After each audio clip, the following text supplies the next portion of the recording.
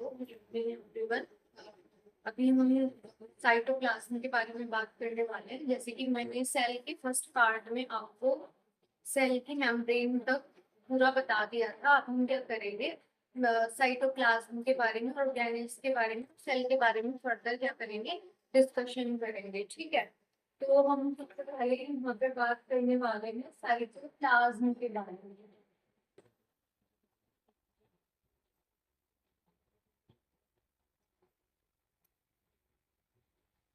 जैसे मैंने आपको क्या किया था, एक स्टोरी सुनाई थी कि हम क्या कर रहे हैं, एक सबमरीन में बैठ के इसके अंदर जा रहे हैं, सी के अंदर जा रहे हैं सैर करने के लिए। ठीक है, तो फिर वहां पे आपने क्या देखा था, एक बाहर सी की बाउंड्री थी जिसको हमने सेल मेम्ब्रेन बोला था।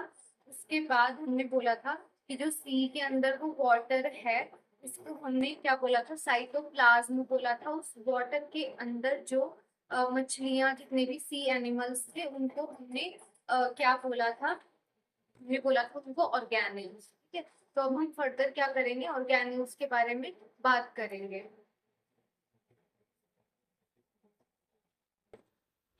अब हम जैसे ऑर्गेनिल्स के बारे में बात करेंगे तो हम साइटोप्लाज्म से स्टार्ट करते हैं। जैसे जो सी के अंदर वो वाटर था, या फिर सेल के अंदर जो वाटर होता है, पानी होता है, उसको हम क्या बोलते हैं, साइटोप्लाज्म बोलते हैं। जिसके अंदर क्या रहते हैं, जितने भी सेल के ऑर्गेनिल्स यानी कि पार्टिकल्स होते हैं, वो सारे साइटोप्लाज्म के अंदर ही होते हैं। ठीक है, अब जो साइटोप्लाज्म होता है, मैं आपको बीच बीच में इंपॉर्टेंट क्वेश्चंस भी बताती जाऊंगी, जिसमें मैं इंपॉर्टेंट लिख दूंगी, जो कि नॉट सेट के पर्पज से और बहुत सारे जितने भी नर्सिंग ऑफिसर्स के एग्जाम होते हैं, नर्सिंग ऑफिसर के कॉम्पिटिटिव एग्जाम्स होते हैं, उनके लिए क्या होंगे, इंपॉर्टेंट होंगे, वो मैं आपको बीच बीच में बताती जाऊंगी।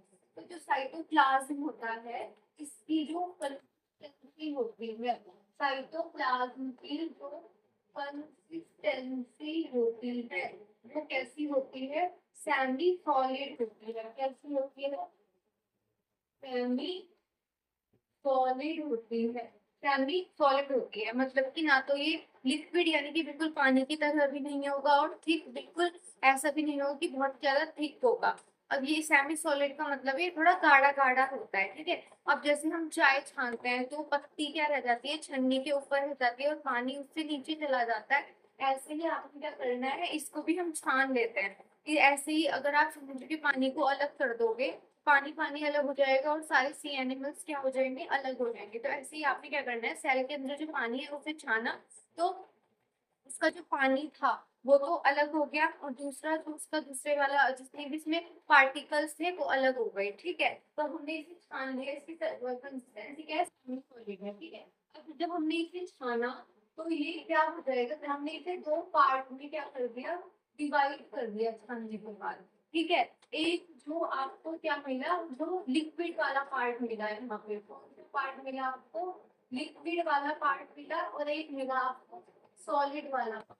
ठीक है, जो लिक्विड वाला पार्ट है उसको हम क्या बोलते हैं, साइटोसोल बोलेंगे। क्या बोलेंगे, लिक्विड वाले पार्ट को साइटोसोल बोलेंगे। लिक्विड वाले पार्ट को हमने क्या बोला, साइटोसोल बोला। ये बहुत ही ज्यादा इंपॉर्टेंट क्वेश्चन है। ठीक है, साइटोसोल बोला, तो इसके ऊपर ही क्वेश्चन भी बनता है। ये क्वेश्चन आपको ऐसे भी पूछा जा सकता है, एक्वस कंपोनेंट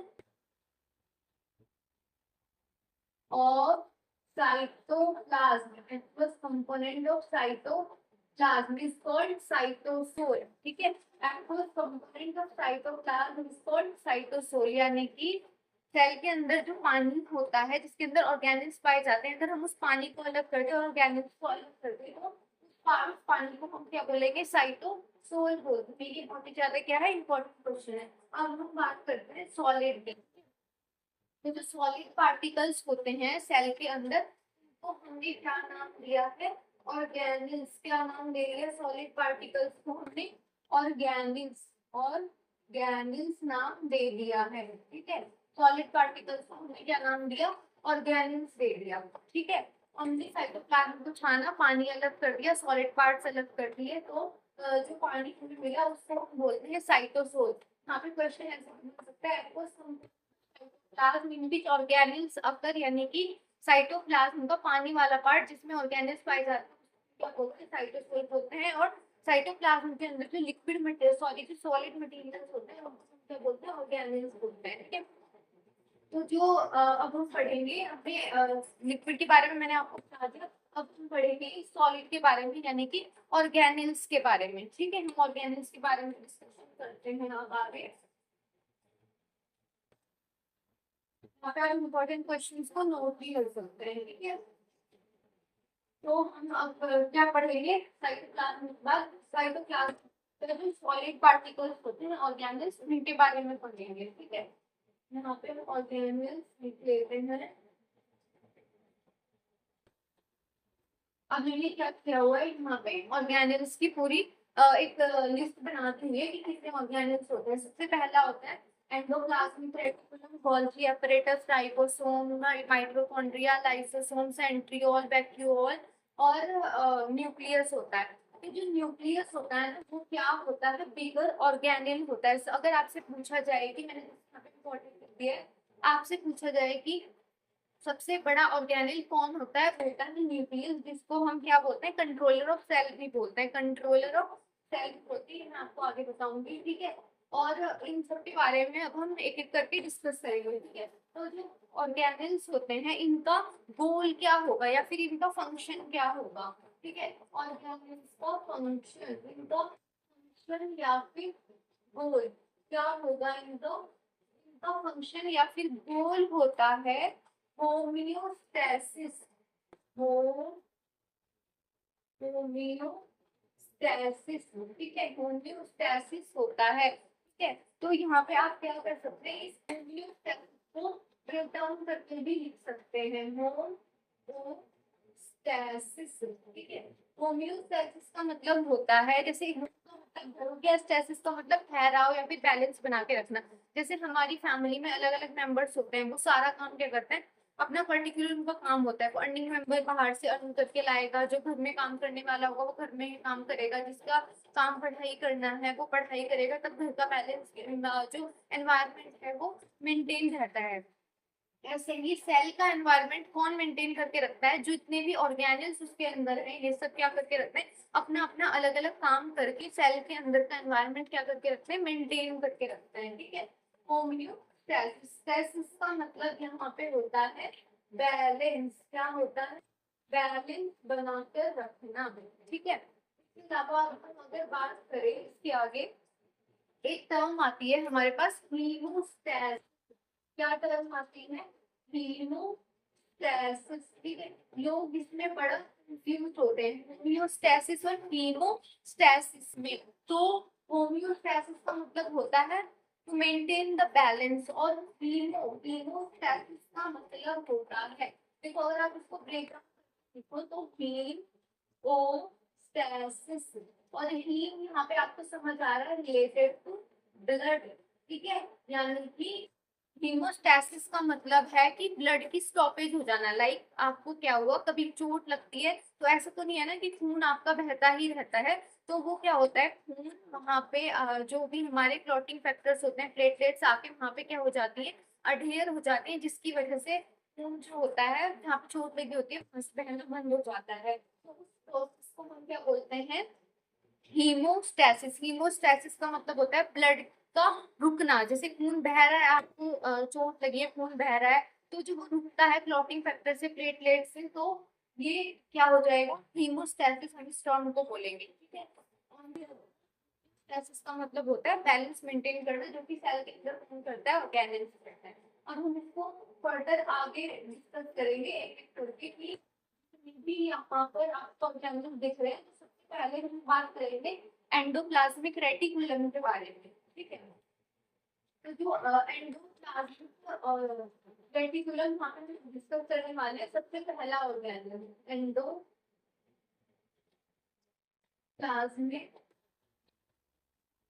रेटिकुलम। यहाँ पे एंडोप्लाज्मिक रेटिकुलम के बारे में डिस्कस करने वाले हैं। ठीक है, इसमें से एक क्वेश्चन पूछा जाता है, ये होता है endoplasmic reticulum, the most abundant, most abundant organelle in the cell, ठीक है, इन द साइटोप्लाज्म। अगर आपसे पूछा जाए कि मोस्ट एबंडेंट ऑर्गेनिक मतलब सबसे ज्यादा अमाउंट में पाया जाने वाला ऑर्गेनिक कौन सा होता है, वो होता है एंडोप्लाज्मिक रेटिकुलम, ठीक है। सबसे ज्यादा अमाउंट में पाया जाने वाला ऑर्गेनिक होता है एंडोप्लाज्मिक रेटिकुलम, ठीक है। अब जो एंडोप्लाज्मिक रेटिकुलम होता है ना, वो दो टाइप का होता है। सबसे पहले मैं इसका स्ट्रक्चर यहाँ पे आपको ड्रॉ करके दिखा देती हूँ। लाइक ये ऐसे,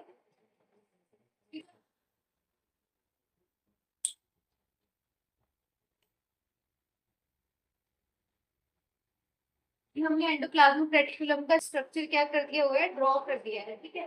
तो अब यहाँ पे क्या करते हैं, इसके टाइप्स के बारे में पढ़ते हैं। एंडोप्लाज्मिक रेटिकुलम कॉमनली क्या होती है, दो टाइप की होती है, ठीक है। एंडोप्लाज्मिक रेटिकुलम क्या होती है, दो टाइप की होती है। एक होती है स्मूथ एंडोप्लाज्मिक रेटिकुलम, होगी स्मूथ एंडोप्लाज्मिक रेटिकुलम, और एक होती है रफ एंडोप्लाज्मिक रेटिकुलम, ठीक है। सबसे पहली होती है स्मूथ एंडोप्लाज्मिक रेटिकुलम, दूसरी होती है रफ एंडोप्लाज्मिक रेटिकुलम, ठीक है। अब स्मूथ का मतलब होता है सॉफ्ट, रफ का मतलब होता है खुरदुरा। तो जो स्मूथ एंडोप्लाज्मिक रेटिकुलम होती है, इसके साथ कोई भी राइबोसोम क्या नहीं होता है, अटैच नहीं होता है, ठीक है। इसमें क्या होगा, राइबोसोम एब्सेंट होगा, राइबोसोम क्या होगा, एब्सेंट होगा, क्या होगा, एब्सेंट होगा, ठीक है। बट जो रफ एंडोप्लाज्मिक रेटिकुलम होती है, इसमें क्या होता है, राइबोसोम क्या होता है, प्रेजेंट होता है, राइबोसोम क्या होता है, प्रेजेंट होता है, जिसकी वजह से इसका क्या होता है, रफ सरफेस होता है। मैंने आपको एंडोप्लाज्मिक रेटिकुलम के क्या बताए हैं, दो टाइप की होती है, ये बताया। एक होती है स्मूथ एंडोप्लाज्मिक रेटिकुलम, जिसमें राइबोसोम नहीं होता है, और एक होती है रफ एंडोप्लाज्मिक रेटिकुलम, जिसमें क्या होता है, राइबोसोम होता है। तो राइबोसोम इसके साथ कैसे अटैच होता है, इस तरीके से अटैच होता है। हमें यहाँ पे क्या दिख रहा है, ये एंडोप्लाज्मिक रेटिकुलम का स्ट्रक्चर दिख रहा है। ये हो गई हमारी स्मूथ एंडोप्लाज्मिक रेटिकुलम, जो कि प्लेन है, जिसको मैंने रेगुलेटरी डॉट लगाए हुए हैं। ये है रफ एंडोप्लाज्मिक रेटिकुलम, जिसके साथ क्या है, राइबोसोम क्या है, अटैच्ड है, ठीक है। अब राइबोसोम का क्या फंक्शन होता है, प्रोटीन का सिंथेसिस करना, ठीक है, प्रोटीन का सिंथेसिस करना, ठीक है। अब हम यहाँ पे पढ़ेंगे जो स्मूथ एंडोप्लाज्मिक रेटिकुलम होती है, इसका फंक्शन। स्मूथ एंडोप्लाज्मिक रेटिकुलम का फंक्शन होता है इसका, ये भी इंपॉर्टेंट क्वेश्चन है, यहाँ पे मैं इंपॉर्टेंट लिख देती हूँ। स्मूथ एंडोप्लाज्मिक रेटिकुलम का जो फंक्शन होता है, वो होता है सिंथेसिस ऑफ लिपिड या फिर स्टेरॉइड, सिंथेसिस ऑफ स्टेरॉइड या फिर लिपिड, ठीक है। ये क्वेश्चन भी एग्जाम में पूछा जाता है कि स्मूथ एंडोप्लाज्मिक रेटिकुलम किस चीज का फॉर्मेशन करती है, वो करती है स्टेरॉइड या फिर लिपिड का। और जो रफ एंडोप्लाज्मिक रेटिकुलम होती है, वो राइबोसोम की हेल्प से क्या करती है, इसका फॉर्मेशन करती है, वो करती है प्रोटीन का फॉर्मेशन, ठीक है। ये क्या करती है, प्रोटीन का फॉर्मेशन करती है, प्रोटीन सिंथेसिस करती है, ठीक है। हमने पढ़ा स्मूथ एंडोप्लाज्मिक रेटिकुलम बनाते हैं स्टेरॉइड और लिपिड, और rough endoplasmic reticulum with the help of rough endoplasmic reticulum make the protein with the help of ribosome, ठीक है। वहां तक हमने पढ़ लिया। अब जो स्मूथ एंडोप्लाज्मिक रेटिकुलम होती है, वो क्या करती है, मसल्स में, जो मसल्स के अंदर जो स्मूथ एंडोप्लाज्मिक रेटिकुलम होती है, उसको हम सार्कोप्लाज्मिक रेटिकुलम बोलते हैं। या तो शुरू करती हूँ।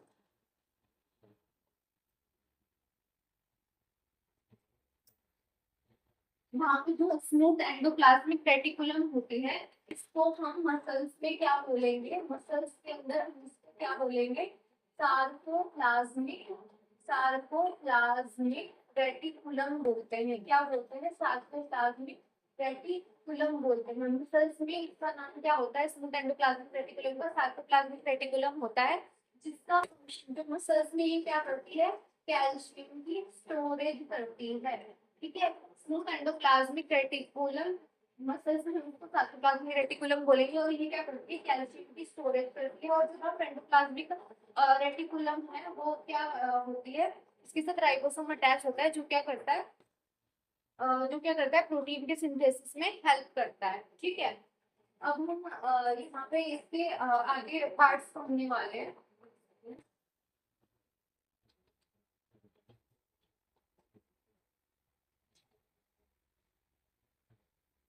अब क्वेश्चन अगर आपसे कुछ इस तरीके से पूछ लिया जाए कि प्रोटीन का सिंथेसिस कौन करता है, अगर आपके पास ऑप्शन में दो चीजें हैं, तो अगर आपके पास क्वेश्चन है कि जो कौन सा ऑर्गेनिल करता है, और आपके पास एक ऑप्शन है यहाँ पर राइबोसोम, और दूसरा ऑप्शन है यहाँ पर आपके पास रफ एंडोप्लाज्मिक रेटिकुलम। तो अगर आपके पास ऑप्शन में दोनों है और ऑप्शन में ये भी है कि both A and B, both A and B, तो आप बोथ ए एंड बी पे ही क्लिक करेंगे। बट अगर आपके पास चार अलग अलग ऑप्शन है और ऑप्शन में ये दो चीजें भी है, तो आपका फर्स्ट आंसर क्या जाएगा, राइबोसोम जाएगा, क्योंकि राइबोसोम ही क्या करता है, प्रोटीन का सिंथेसिस करता है। ठीक है, हमने एंडोप्लाज्मिक रेटिकुलम के बारे में यहाँ पे डिस्कस कर लिया, जो कि दो टाइप की होती है, एक होती है स्मूथ एंडोप्लाज्मिक रेटिकुलम, एक होती है rough endoplasmic reticulum. Endoplasmic reticulum क्या करती है, स्टीरॉइड का या फ्लूइड का सिंथेसिस करती है, और जो रफ एंडोप्लाज्मिक रेटिकुलम होती है वो क्या करती है, प्रोटीन का सिंथेसिस करती है या फिर प्रोटीन को बनाती है। ठीक है, यहाँ पे इसके बाद क्या पढ़ेंगे, राइबोसोम के बारे में पढ़ेंगे, इसके बारे में पढ़ेंगे, राइबोसोम के बारे में पढ़ेंगे। पहला ऑर्गेनेल हमने पढ़ा है एंडोप्लाज्मिक रेटिकुलम, दूसरा ऑर्गेनेल हम पढ़ेंगे राइबोसोम, इसके बारे में पढ़ेंगे, राइबोसोम के बारे में पढ़ेंगे। तो जो राइबोसोम होता है इसको हम क्या बोलते हैं, इंजन ऑफ सेल के नाम से भी हम इसको जानते हैं। ठीक है,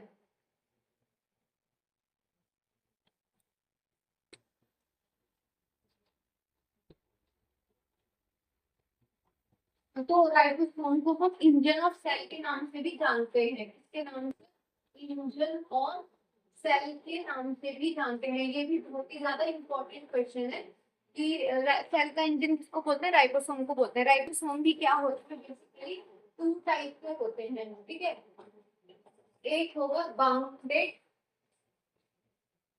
और एक होता है अनबाउंडेड। ठीक है, अब बाउंड्री कौन सा राइबोसोम होता है, जो किसके साथ अटैच होता है, एंडोप्लाज्मिक रेटिकुलम के साथ। बाउंड्री राइबोसोम क्या होगा, attach with endoplasmic reticulum.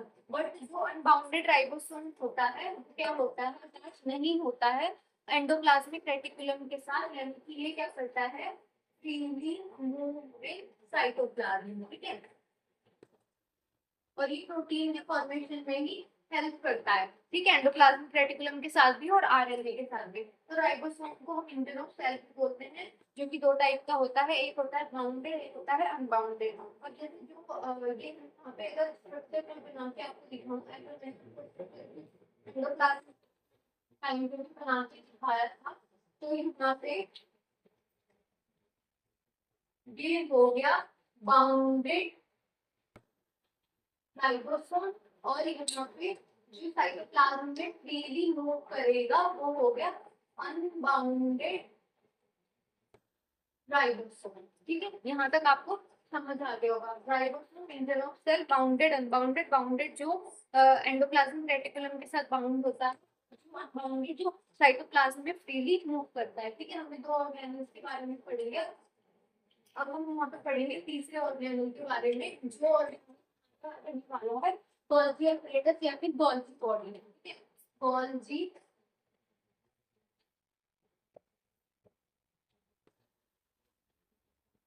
Apparatus या फिर गोल्जी बॉडी। तो गोल्जी एपरेटस और गोल्जी बॉडी, इसका दूसरा नाम क्या होता है, shipping system of the cell या फिर पोस्टमास्टर ऑफ सेल भी होता है। इसको हम क्या बोलते हैं, शिपिंग सिस्टम ऑफ सेल या फिर पोस्ट मास्टर ऑफ सेल के नाम से भी जानते हैं। ये भी इम्पोर्टेंट क्वेश्चन है, पोस्ट मास्टर ऑफ सेल के नाम से भी हम इसको क्या करते हैं, जानते हैं। ठीक है, और इसकी डिस्कवरी किसने की थी, गोल्जी एपरेटस की जो डिस्कवरी की थी वो किसने की थी, एक साइंटिस्ट थे जिनका नाम था गैलीलियो गोल्जी।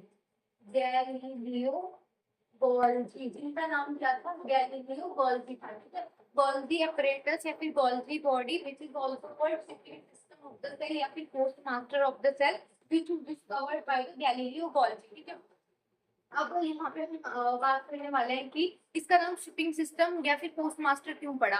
अब आप जब ऑनलाइन कुछ भी ऑर्डर करते हो तो आपने एक चीज देखी होगी कि आपका जब आप ऑर्डर कर देते हो, आप अपने ऑर्डर को ट्रैक करते हो, तो वहां पे क्या लिखा होता है, रेडी टू शिप। शिप का मतलब होता है एक जगह से दूसरी जगह जाना, ठीक है, यानी कि एक जगह से दूसरी जगह जाना। अब एंडोप्लाज्मिक रेटिकुलम ने क्या किया था, प्रोटीन बनाया था। अब उसने तो प्रोटीन बना दिया, अब उसको कोई वहां से स्टोर भी करेगा, लेकर भी एक जगह से दूसरी जगह जाएगा जहाँ पे उसकी जरूरत है, जैसे मसल्स में है, जहाँ पे भी उसकी जरूरत है। तो ऐसे ही जो एंडोप्लाज्मिक रेटिकुलम जो प्रोटीन बनाता है या फिर जो भी चीजें कुछ बनाएगा सेल के अंदर, जो भी ऑर्गेनिक कुछ भी चीज बनाएगा, तो उसको एक जगह से दूसरी जगह ले जाने का काम गोल्जी apparatus का है। और पोस्ट मास्टर का भी क्या काम होता है, चीजों को यानी कि हमारे जो भी पार्सल्स होते हैं इसको एक जगह से दूसरी जगह ले जाना, हम तक पहुंचाना।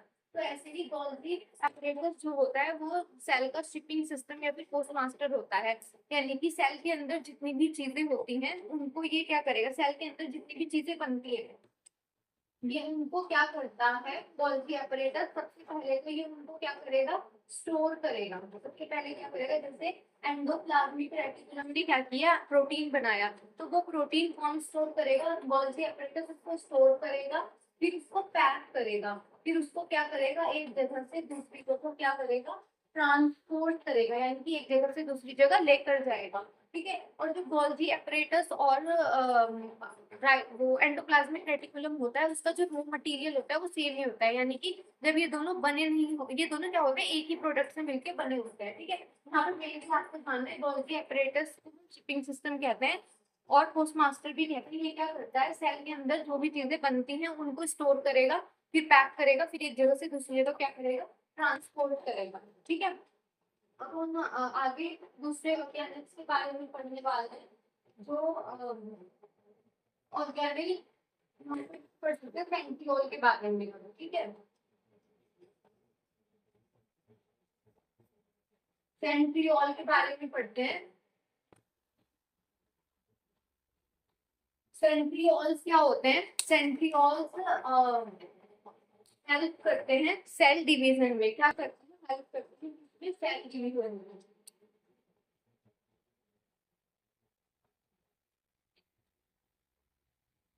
ये क्या करते हैं, हेल्प करते हैं हमारे सेल डिवीजन में, ठीक है। अब हमारी बॉडी में क्या होती है, मैंने आपको प्रीवियस क्लास में भी बताया था कि कुछ ऐसी सेल्स होती हैं, दो टाइप की होती हैं वो, जो डिवाइड नहीं करती हैं, एक न्यूरॉन एक आरबीसी। तो यहाँ पे भी एक इम्पोर्टेंट क्वेश्चन बनता है कि कौन सी सेल के अंदर सेंट्रियोल्स क्या होते हैं, एब्सेंट होते हैं। तो centrioles are, very important question, are absent in neurons, ठीक है। तो सेंट्रियोल्स क्या होते हैं, एब्सेंट होते हैं न्यूरॉन्स में। जो सेंट्रियोल होता है वो क्या करता है, हेल्प करता है सेल डिवीजन में। और हमारी बॉडी में ऐसी दो टाइप की सेल होती है जो डिवाइड नहीं कर पाती है, एक होती है आरबीसी, एक होती है न्यूरॉन्स। न्यूरॉन्स में क्या होता है, सेंट्रियोल्स प्रेजेंट नहीं होते हैं, और आरबीसी में क्या होता है, न्यूक्लियस ही डिसअपियर हो जाता है जब वो बनती है, जब वो मैच्योर हो जाती है। वो हम आगे की क्लास में क्या करेंगे, डिस्कस करेंगे, ठीक है। तो सेंट्रियोल्स क्या होते हैं, एब्सेंट होते हैं, सेंट्रियोल्स क्या होते हैं, एब्सेंट होते हैं न्यूरॉन्स में, इसीलिए न्यूरॉन्स क्या करती हैं, कभी भी डिवाइड नहीं कर पाती हैं, ठीक है। और ऐसे ही जब किसी किसी पेशेंट को न्यूरॉन्स में ऐसा बोला जाता है ना कि जिसको ब्रेन में कैंसर हो गया, तो वो कैसा कैसे होता है, न्यूरॉन्स कभी भी डिवाइड नहीं करती, न्यूरॉन्स के साथ दूसरी सेल होती है जिनको हम न्यूरोग्लिया के नाम से जानते हैं, वो डिवाइड करती हैं, जिसकी वजह से वो वहां पे न्यूरॉन्स में कैंसर डेवलप हो जाता है, ठीक है। तो अब इसके अलावा हम पढ़ेंगे माइटोकॉन्ड्रिया के बारे में।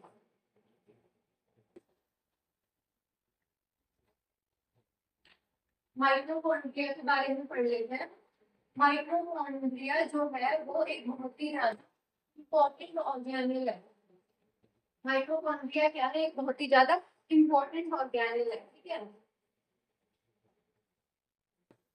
अम, जो माइटोकॉन्ड्रिया होता है ना, ये हमारी सेल में क्या करता है, एनर्जी का प्रोडक्शन करता है। ठीक है, हमारी सेल में जितनी भी एनर्जी बनती है वो माइटोकॉन्ड्रिया की हेल्प से बनती है। ठीक है, अब माइटोकॉन्ड्रिया को हम क्या बोलते हैं, पावर हाउस ऑफ सेल के नाम से भी जानते हैं। क्या बोलते हैं, पावर हाउस ऑफ सेल के नाम से भी हम माइटोकॉन्ड्रिया को जानते हैं। ठीक है, अब जो माइटोकॉन्ड्रिया होता है वो क्या करता है, एनर्जी का प्रोडक्शन करता है सेल के अंदर। Energy production in the cell. ठीक है, energy production in the cell. ठीक है, यहाँ पे मैं आपको इसका स्ट्रक्चर भी बना के दिखा देती हूँ। इसकी आउटर कवरिंग हो गई। ठीक है,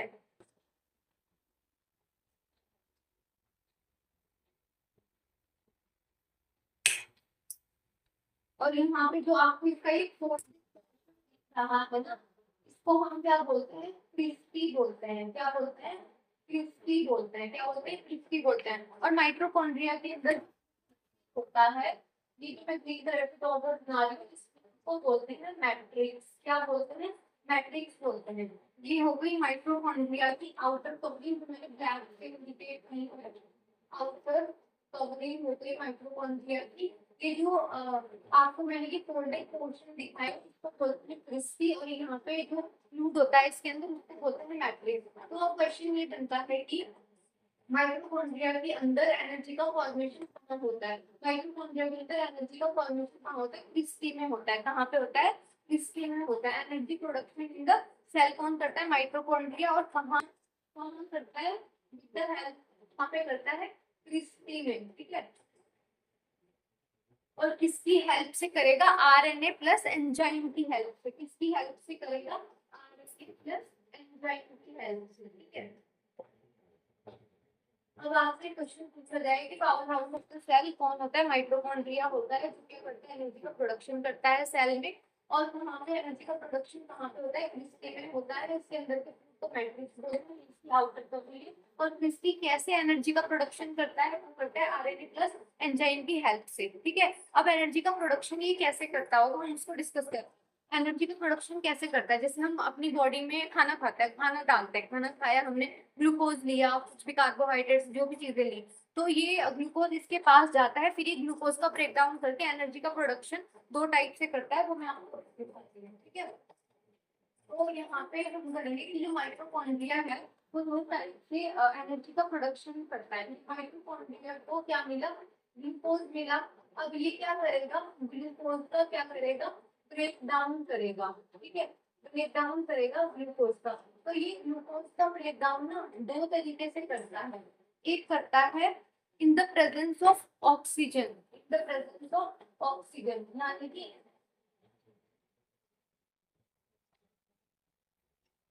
यानी कि क्या होगा, जब ग्लूकोज का ब्रेकडाउन होगा तो वो दो तरीके से होगा। एक तो ऑक्सीजन की प्रेजेंस में, एक वहाँ पे ऑक्सीजन क्या होगा, एब्सेंट होगा। तो जब ये ऑक्सीजन की प्रेजेंस में क्या करता है, ग्लूकोज का ब्रेकडाउन करता है और क्या बनाता है, एनर्जी बनाता है। तो वहां पे हम उसको वहां पे उस एनर्जी को हम बोलेंगे एटीपी। ठीक है, ऑक्सीजन की प्रेजेंस में जब ये एनर्जी का फॉर्मेशन करता है तो वहां पे क्या बनता है, पाइरुविक एसिड बनता है। क्या बनता है, पाइरुविक एसिड बनता है। ऑक्सीजन की प्रेजेंस में जब ये एनर्जी बनाएगा तो ये किस चीज का फॉर्मेशन करेगा, पाइरुविक एसिड का। लेकिन जब ये ऑक्सीजन की एब्सेंस में एनर्जी बनाएगा तो ये क्या किस चीज का फॉर्मेशन करेगा, लैक्टिक एसिड का। किस चीज का फॉर्मेशन करेगा, लैक्टिक एसिड का। और एक क्वेश्चन ये भी पूछा जाता है कि हमारी बॉडी में एनर्जी की फॉर्म कौन सी होती है, form of energy in our body. ये भी इम्पोर्टेंट क्वेश्चन है, form of energy in our body वो क्या होती है, एटीपी। क्या होती है, एनर्जी बॉडी क्या बोलते हैं, यानी कि हमारी बॉडी में जो एनर्जी होती है वो एटीपी फॉर्म में होती है, हम बोलते हैं एडिनोसिन ट्राई फॉस्फेट। ठीक है, अगर आपके लिए पूछा जाए कि हमारी बॉडी में जो एनर्जी बनती है वो किस फॉर्म में बनती है, एटीपी की फॉर्म में बनती है, एनर्जी ट्राइफॉस्फेट जिसकी फुल फॉर्म है। तो माइटोकॉन्ड्रिया ने क्या किया, ग्लूकोज का ब्रेक डाउन करके एनर्जी बनाई। जब वो ग्लूकोज का ब्रेक डाउन करके एनर्जी बनाएगा दो फॉर्म में बनाएगा, अगर ऑक्सीजन प्रेजेंस में बना रहा है तो पाइरुविक एसिड बनेगा, और ऑक्सीजन की एब्सेंस में बना रहा है तो लैक्टिक एसिड बनेगा। अब जब ये ऑक्सीजन की प्रेजेंस में एनर्जी बनाता है तो हमें कोई भी पेन नहीं होता। जैसे आप एग्जांपल ले लो, आप इस दिन जिम करने गए, आपका फर्स्ट डे था और आपने एक्सेस जिम कर ली है, या फिर आप डेली करते हो बट आप कम कम करते हो। एक दिन आपने क्या किया, बहुत ही ज्यादा डोले शोले बनाने के लिए ज्यादा जिम कर ली, ज्यादा देर तक डंबल्स उठा लिए, तो वहां पे क्या हुआ कि कुछ देर तक तो मसल्स में ऑक्सीजन था, तो ऑक्सीजन की प्रेजेंस में एनर्जी बनी, पाइरुविक एसिड में एनर्जी कन्वर्ट होती रही और एनर्जी बनती रही। बट जब ऑक्सीजन की प्रेजेंस खत्म हो जाती है, ऑक्सीजन खत्म हो गया, तो उसके बाद ऑक्सीजन जब खत्म हुआ तो माइटोकॉन्ड्रिया ने ऑक्सीजन की एब्सेंस में जो एनर्जी बनाई, उस प्रोसेस को हम वहां पे जो एसिड बना उसको हमने बोला लैक्टिक एसिड। ठीक है। अब जो ऑक्सीजन की प्रेजेंस में जब एनर्जी बनेगी, जब हम थोड़ा सा काम करते हैं तो हमारी मसल्स वगैरह पेन नहीं करती है, क्योंकि ऑक्सीजन था उस टाइम पे मसल्स में। बट जब हम एक्सेस काम कर लेते हैं तो माइटोकॉन्ड्रिया क्या करता है, ऑक्सीजन की एब्सेंस में एनर्जी बनाना शुरू कर देता है, जिसकी वजह से क्या होता है, मसल्स में पेन होना शुरू हो जाता है। ठीक है। तो यहाँ पे ये पूछा जाता है कौन से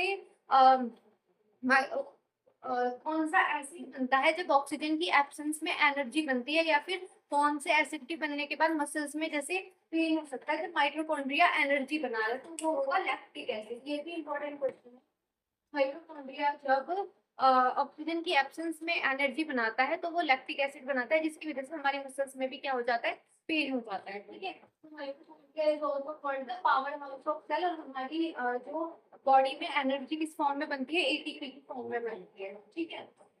मैंने आपको के बारे में बता दिया। अब हम पढ़ेंगे वैक्यूल के बारे में। हमने एंडोप्लाज्मिक रेटिकुलम पढ़ लिया, हमने पढ़ा माइटोकॉन्ड्रिया पढ़ लिया, हमने गोल्गी अपरेटस पढ़ा, सेंट्रियोल पढ़े जो कि सेल डिवीजन में हेल्प करते हैं। अब एक आता है वैक्यूल।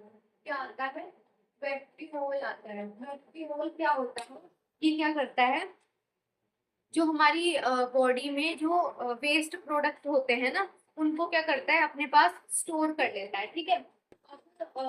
स्टोर फ्यूल क्या करेगा, स्टोर करता है, स्टोरेज ऑफ वेस्ट प्रोडक्ट। ये क्या करता है, स्टोरेज करता है वेस्ट प्रोडक्ट की सेल के अंदर। ठीक है। इसका इतना ही फंक्शन होता है। ठीक है। अब हम इसके अलावा दूसरे ऑर्गेनेल के बारे में पढ़ेंगे। साइटोस्केलेटन पढ़ेंगे। यहाँ पे जो माइक्रोट्यूब्यूल्स एंड फिलामेंट्स होते हैं, माइक्रोट्यूब्यूल्स एंड फिलामेंट्स। ठीक है। माइक्रोट्यूब्यूल्स एंड फिलामेंट्स के बारे में पढ़ेंगे। तो माइक्रोट्यूब्यूल एंड फिलामेंट्स क्या करते हैं, सेल को क्या करते हैं, स्ट्रक्चर एंड फ्रेमवर्क प्रोवाइड करते हैं। इनका ये भी फंक्शन होता है। ये क्या करेंगे, provide structure and framework the cell. ठीक है। माइक्रोट्यूब्यूल्स एंड इसका फिलामेंट्स का फंक्शन क्या होता है, ये सेल को क्या करते हैं, स्ट्रक्चर एंड फ्रेमवर्क क्या करते हैं, प्रोवाइड करते हैं। तो इस तरीके से इनका क्या होता है, स्ट्रक्चर होता है। ठीक है। तो हमने यहाँ पर अभी 6 ऑर्गेनेल्स के बारे में पढ़ लिया है। अब हम 2 के बारे में और पढ़ते हैं। ठीक है। और उसके बाद पढ़ेंगे लाइसोसोम के बारे में, जो कि बहुत ही ज्यादा इंपॉर्टेंट ऑर्गेनेल है, क्वेश्चन पूछ जाते हैं। वहाँ पे हम पढ़ेंगे लाइसोसोम के बारे में। ठीक है। लाइसोसोम जो होता है बहुत ज्यादा इंपॉर्टेंट ऑर्गेनेल है।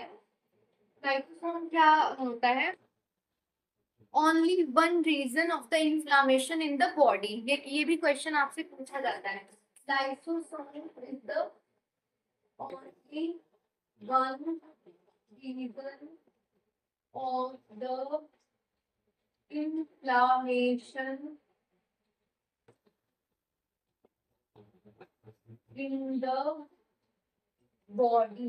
ठीक है। In the body. ठीक है। हम इसको सेल का साइडल बैग या फिर ग्रेवयार्ड के नाम से भी जानते हैं।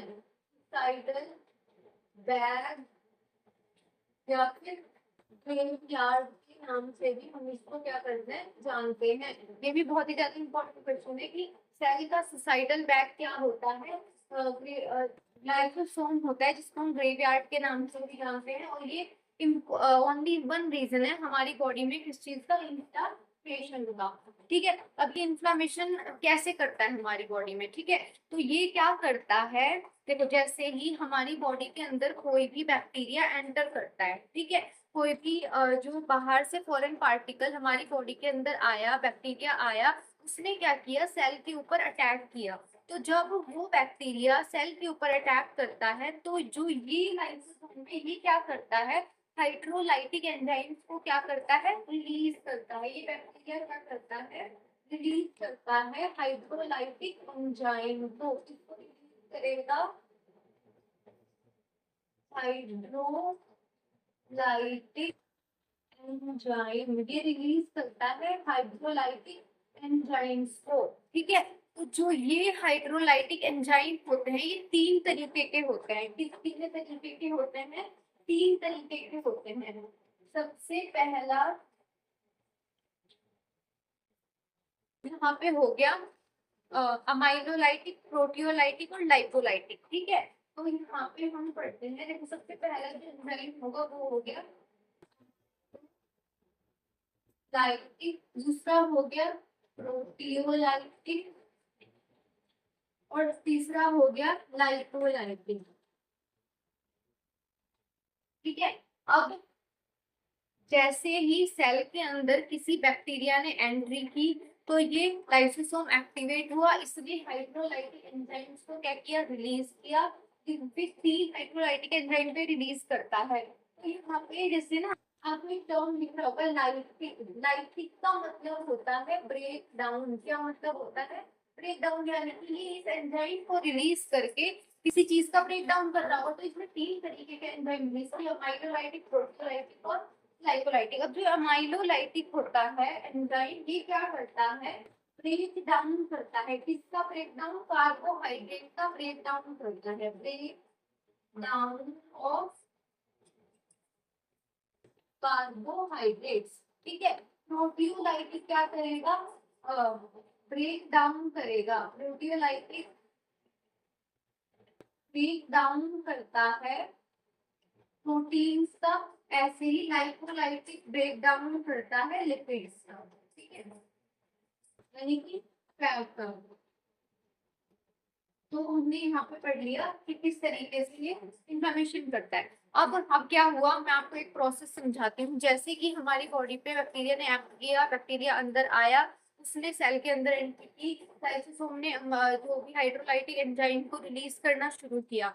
तो उस टाइम पे क्या होता है, इन्फ्लेमेशन, यानी कि आपको कहीं पे भी इन्फेक्शन होता है तो कैसे आपकी बॉडी में क्या हो जाता है, उस पार्ट में रेडनेस हो जाती है, स्वेलिंग हो जाती है, वॉर्म हो जाता है, ईचिंग होती है। वो क्यों होती है वो मैं आपको समझाती हूँ। और जो ये लाइसोसोम होता है, जब इसकी एक्टिविटी एक्सेस अमाउंट में बढ़ जाती है और ये सेल की डेथ भी कर देता है, उस प्रोसेस को हम क्या बोलते हैं, क्या बोलते हैं, एपोप्टोसिस बोलते हैं। ठीक है, अब यहाँ पे आप समझते हैं, जैसे बैक्टीरिया की एंट्री हुई तो बॉडी में क्या हुआ, इन्फेक्शन हुआ, इन्फ्लामेशन हुआ। आप समझे? ठीक है, अब ये क्या करता है, इसकी ये एक्सेस अमाउंट में अपना हाइड्रोलाइटिक एंजाइम को रिलीज करेगा और उस टाइम पे क्या हो जाता है, सेल जो होती है पूरी खराब हो जाती है। उस प्रोसेस को हम क्या बोलते हैं, एपोप्टोसिस भी बोलते हैं। क्या बोलते हैं, एपोप्टोसिस। ये भी बहुत ही ज्यादा इंपॉर्टेंट टर्म है। एपोप्टोसिस का मतलब होता है सेल डेथ। क्या मतलब होता है, cell death. Apoptosis is also called cell death. जैसे ही अपने को एक प्रोसेस हम आपको समझाते हैं, क्या होता है, बॉडी के अंदर माइक्रो जो भी बैक्टीरिया था उसने एंट्री की। अब मान लो ये यहाँ पे हाथ पे बैक्टीरिया ने यहाँ वाली सेल्स के अंदर एंट्री हुई। ठीक है, अब लाइसोसोम को पता चला, लाइसोसोम को जब पता चला कि बैक्टीरिया की एंट्री हुई है, तो वो क्या करेगा, अपने एंजाइम्स को रिलीज करेगा, हाइड्रोलाइटिक एंजाइम। उसने एंजाइम को रिलीज किया, अब यहाँ पे होगी फाइटिंग शुरू। ठीक है, यहाँ पे क्या हो गई, ईचिंग वगैरह हुई। तो उसके बाद यहाँ पे जब इसने हाइड्रोलाइटिक एंजाइम को रिलीज किया, हाइड्रोलाइटिक एंजाइम के रिलीज होने से अदर जो केमिकल्स हैं वो रिलीज हुए। अब ये मैसेज गया ब्रेन के पास। अब ब्रेन ने क्या किया, वहां पे अपनी ना जो सेना है, लाइक वो फाइटिंग सिस्टम जो है वो भेजने की कोशिश की। फाइटिंग सिस्टम मतलब जब आपकी बॉडी में इन्फेक्शन होता है तो जो हमारी बॉडी में जो WBC होती है, जो कि TLC टोटल ल्यूकोसाइट काउंट, वो क्या हो जाता है, बढ़ जाता है। आपने देखा होगा जब आपको इन्फेक्शन होता है, आप ब्लड टेस्ट कराते हैं तो उसमें WBC का काउंट क्या आता है, बढ़ा हुआ आता है। तो वो क्यों आता है, क्योंकि जब सेल में इन्फेक्शन हुआ, ब्रेन को पता चला, उसने बहुत सारी WBC को क्या भेज दिया, जहाँ पे इन्फेक्शन हुआ था उस पार्ट पे भेजा। तब जब उस पार्ट पे उन्होंने WBC को तो भेज दिया, वो आपस में फाइट कर रही थी। बट अब क्या होगा, उस पार्ट को ब्लड की भी ज्यादा जरूरत है, उस पार्ट को और चीजों की भी ज्यादा जरूरत है, ऑक्सीजन की भी ज्यादा जरूरत है। अब क्या हुआ, ब्रेन को जब पता चला तो उसने फिर आरबीसीज के पास इंफॉर्मेशन गई, तो ब्रेन ने बोला आरबीसीज आप भी जाओ। तो आरबीसीज वहां पे देखने के लिए गई, लाइक वो क्या रहा है। तो अब इस जो प्लेस पे इतनी ज्यादा मेटाबॉलिक एक्टिविटी हो रही थी, लाइक इतना ज्यादा लड़ाई झगड़ा हो रहा था, लाइसोसोम अपनी एक्टिविटी कर रहा है, बैक्टीरिया अपनी एक्टिविटी कर रहा है। तो वहां से होते होते हुए आरबीसी गुजर रही थी। अब आरबीसी ने देखा कि हमें भी यहाँ पे क्या करना पड़ेगा, जाना पड़ेगा। तो उस पार्ट पे क्या हुआ, कैपिलरीज के थ्रू ज्यादा ब्लड फ्लो होना शुरू हो गया। अब जब ज्यादा ब्लड फ्लो वहां पे होना शुरू हुआ तो आरबीसीज भी वहां पे गई। अब आरबीसीज की जाने से क्या हुई, रेडनेस हुई, जो आपको क्या होती है, इन्फ्लामेशन में होती है। ठीक है, आपने देखा होगा जब इन्फेक्शन होता है तो उस पार्ट पे रेडनेस हो जाती है। वहां पे आपको रेडनेस क्यों हुई, क्योंकि आरबीसीज का इन्वेजन हो गया। अब आप सोचो वहां पे पेन क्यों हुआ, क्योंकि ब्लड ज्यादा आया, ब्लड ने उस पार्ट को एक्सपेंड किया, पेन रिसेप्टर एक्टिवेट हुए, जिसका सिग्नल ब्रेन को गया, और क्या हुआ, वहां पे पेशेंट को क्या हुआ, पेन भी हुआ। ठीक है, पेन के बाद वहां पे वार्मनेस होती है। वार्मनेस क्यों होती है, इस पार्ट में वहां पे इन्फ्लामेशन होती है, वहां पे होता है क्योंकि वहां पे मेटाबॉलिक एक्टिविटी ज्यादा हो रही है, वहां पे सेल डेथ हुई। तो ब्रेन ने कुछ ना कुछ रिकवरी तो करनी थी, उन्होंने अपनी सारी फाइटिंग सिस्टम वहां पे भेज दिया, WBC आरबीसी। तो उस पार्ट पे देखो, जैसे जब कहीं पे खाना, जब खाना बनता है तो उसके नीचे गैस जलाना पड़ता है ना, तभी तो वो पकता है। ऐसे ही यहाँ पे इस पार्ट पे क्या हुआ, ब्लड फ्लो बहुत ज्यादा हुआ, तो हर चीज की प्रोसेस बहुत तेज चल रही थी, जिसकी वजह से जो मेटाबॉलिक एक्टिविटी है वो भी बहुत ज्यादा हुई, जिसकी वजह से यहाँ पे वॉर्मनेस हो गई। ठीक है, तो इन्फ्लामेशन आपको समझ आ गई होगी कि हमारी बॉडी में इन्फ्लामेशन करता कौन सा ऑर्गेनिल है, वो करता है लाइसोसोम। लाइसोसोम हमारी बॉडी में करता है only one reason for the inflammation in the body. जो क्या करता है, हाइड्रोलाइटिक एंजाइम्स को क्या करेगा, रिलीज करेगा। जब उसने हाइड्रोलाइटिक एंजाइम्स को रिलीज कर दिया, तो रिलीज करने के बाद वहां पे सेल डेथ हो जाती है, जब एक्सेस अमाउंट में करता है। और बैक्टीरिया अपनी एक्टिविटी कर रहा है, बैक्टीरिया को मारने के लिए लाइसोसोम अपनी एक्टिविटी कर रहा है, तो सेल डेथ हुई। सेल डेथ हुई तो ब्रेन ने क्या भेजा, अपने फाइटिंग सिस्टम भेजा। पहले WBC आई तो काउंट हो गया, मतलब WBC बढ़ गई इन्फेक्शन की वजह से। अब आरबीसी को भी पता चला, ब्रेन ने आरबीसी को बोला कि आप भी जाओ देख के आओ, तो वो लोग वो वहां पे आरबीसी गई। आरबीसी जाने के बाद वहां पे ब्लड फ्लो ज्यादा हुआ, ब्लड फ्लो ज्यादा होने की वजह से रेडनेस हुई, और ब्लड फ्लो ज्यादा होने की वजह से स्वेलिंग भी हो गई।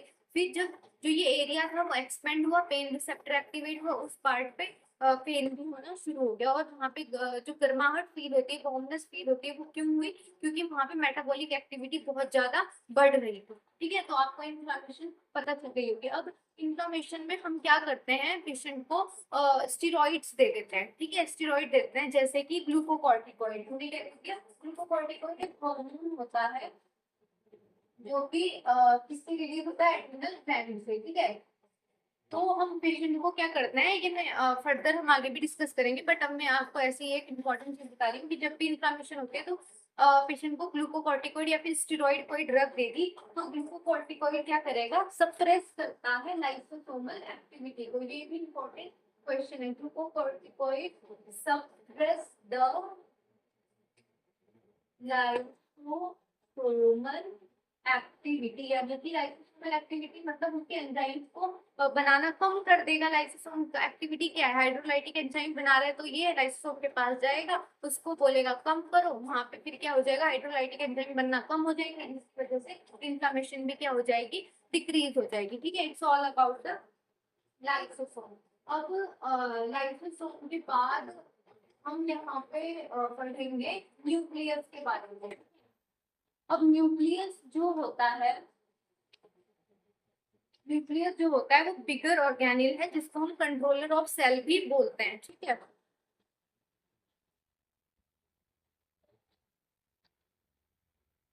जो न्यूक्लियस है, न्यूक्लियस द बिगर ऑर्गेनेल, और ये बहुत ही ज्यादा क्या है, इम्पोर्टेंट ऑर्गेनेल होता है। क्या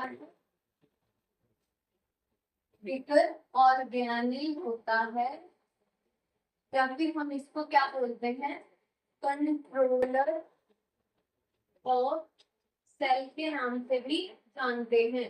कंट्रोलर ऑफ सेल के नाम से भी हम इसको क्या करते हैं, जानते हैं। अब न्यूक्लियस के क्या होते हैं, तीन पार्ट होते हैं।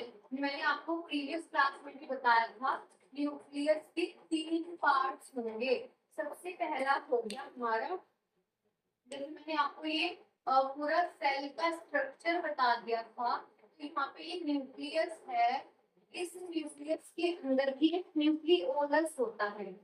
ये न्यूक्लियोलस हो गया, और इसके अंदर ये न्यूक्लियोप्लाज्म हो गया। आपको समझाती हूँ। सबसे पहले हमने न्यूक्लियस के बारे में पढ़ा। इस न्यूक्लियस के तीन पार्ट होंगे। सबसे पहली होगी न्यूक्लियर मेम्ब्रेन। तो आपको ये न्यूक्लियर मेम्ब्रेन, न्यूक्लियर मेम्ब्रेन, ठीक है, न्यूक्लियर मेम्ब्रेन। दूसरा होता है न्यूक्लियोप्लाज्म। दूसरा क्या होता है, न्यूक्लियोप्लाज्म। न्यूक्लियोप्लाज्म जो आपको मैंने ग्रीन कलर से न्यूक्लियस के अंदर क्या दिखाई है, डॉट्स दिखाई है, तो ये क्या होता है, न्यूक्लियोप्लाज्म होता है, ठीक है। फिर तीसरा होता है, जो रेड मार्कर से यहाँ से इंडिकेट किया हुआ है, न्यूक्लियोलस। क्या होता है, न्यूक्लियोलस होता है। Nucleus is divided into three part. First one is nuclear membrane, second one is nucleoplasm, which is the fluid present in the nucleus, and third one is nucleolus। Nuclear membrane क्या करती है, nucleus को protect करती है। जैसे आप submarine में बैठे थे and you went in the sea, तो जो आपकी सबमरीन का ऊपर वाला ग्लास था, that was providing the protection to you. तो एक्चुअली क्या कर रहा है, इस न्यूक्लियस को प्रोटेक्शन प्रोवाइड कर रहा है। दूसरा न्यूक्लियोप्लाज्म। न्यूक्लियोप्लाज्म क्या है, फ्लूइड है जो कि न्यूक्लियस के अंदर है। इस न्यूक्लियोप्लाज्म के अंदर क्या होता है, न्यूक्लिक एसिड प्रेजेंट होते हैं। क्या प्रेजेंट होते हैं, न्यूक्लिक एसिड। क्या प्रेजेंट होता है, न्यूक्लिक एसिड प्रेजेंट होता है। न्यूक्लिक एसिड यानी कि डीएनए और आरएनए। क्या प्रेजेंट होता है, डीएनए और आरएनए। डीएनए मतलब deoxy ribo nucleic acid, RNA मतलब राइबो न्यूक्लिक एसिड, ठीक है। जो न्यूक्लियोलस होता है, न्यूक्लियोलस के अंदर क्या प्रेजेंट होता है, न्यूक्लियोलस के अंदर प्रेजेंट होता है आरएनए, ठीक है। अब जो ये आरएनए ये बन कहाँ रहा है, न्यूक्लियस के अंदर बन रहा है। और ये आरएनए क्या करता है, फिर प्रोटीन के फॉर्मेशन में हेल्प करता है राइबोसोम के साथ मिलकर। न्यूक्लियस हमने तीन पार्ट में डिवाइड किया, जिसका दूसरा नाम बिगर ऑर्गेनेल और कंट्रोलर ऑफ द सेल भी है। और ये न्यूक्लियर मेम्ब्रेन इसका पहला पार्ट है। दूसरा nucleoplasm which contain the nucleic acid. First one is DNA, second one is RNA, and third part of the nucleus is nucleolus।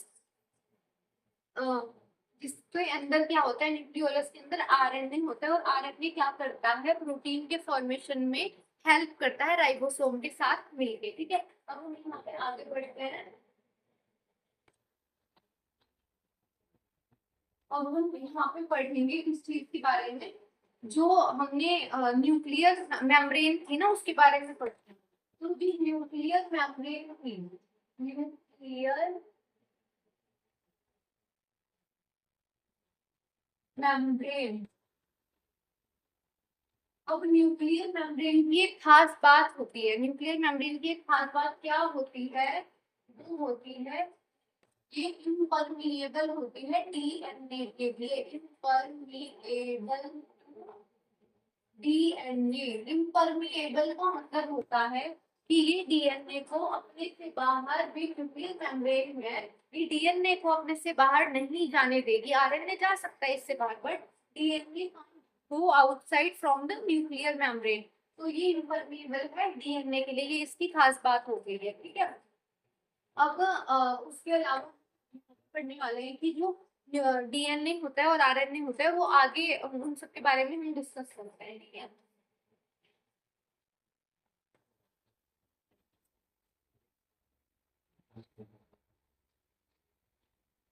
अब हम पढ़ेंगे हमने पढ़ लिया न्यूक्लियर मेम्ब्रेन के बारे में, ठीक है। अब हम पढ़ेंगे न्यूक्लियोप्लाज्म के बारे में। सेकंड पार्ट मैंने आपको बताया था न्यूक्लियोप्लाज्म, इसमें ग्रीन कलर से इंडिकेट किया हुआ है। न्यूक्लियोप्लाज्म के अंदर क्या होता है, न्यूक्लिक एसिड प्रेजेंट होता है।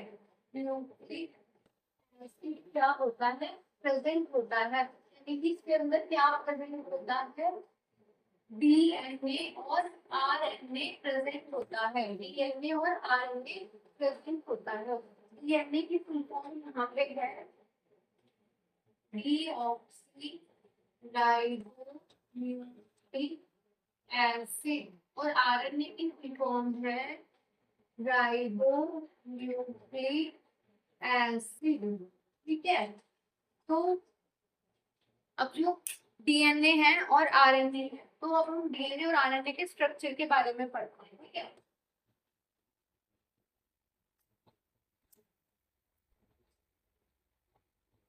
जो न्यूक्लिक एसिड होता है वो तीन चीजों से मिलकर बना होता है, ठीक है। न्यूक्लिक एसिड जो है वो तीन चीजों से मिलकर बना होगा। तो पहली चीज क्या है, न्यूक्लिक एसिड के बारे में हम बात कर रहे हैं कि तीन चीजों से मिलकर बना होता है। राइबोज शुगर पहला, दूसरा होता है फोस्फोरस,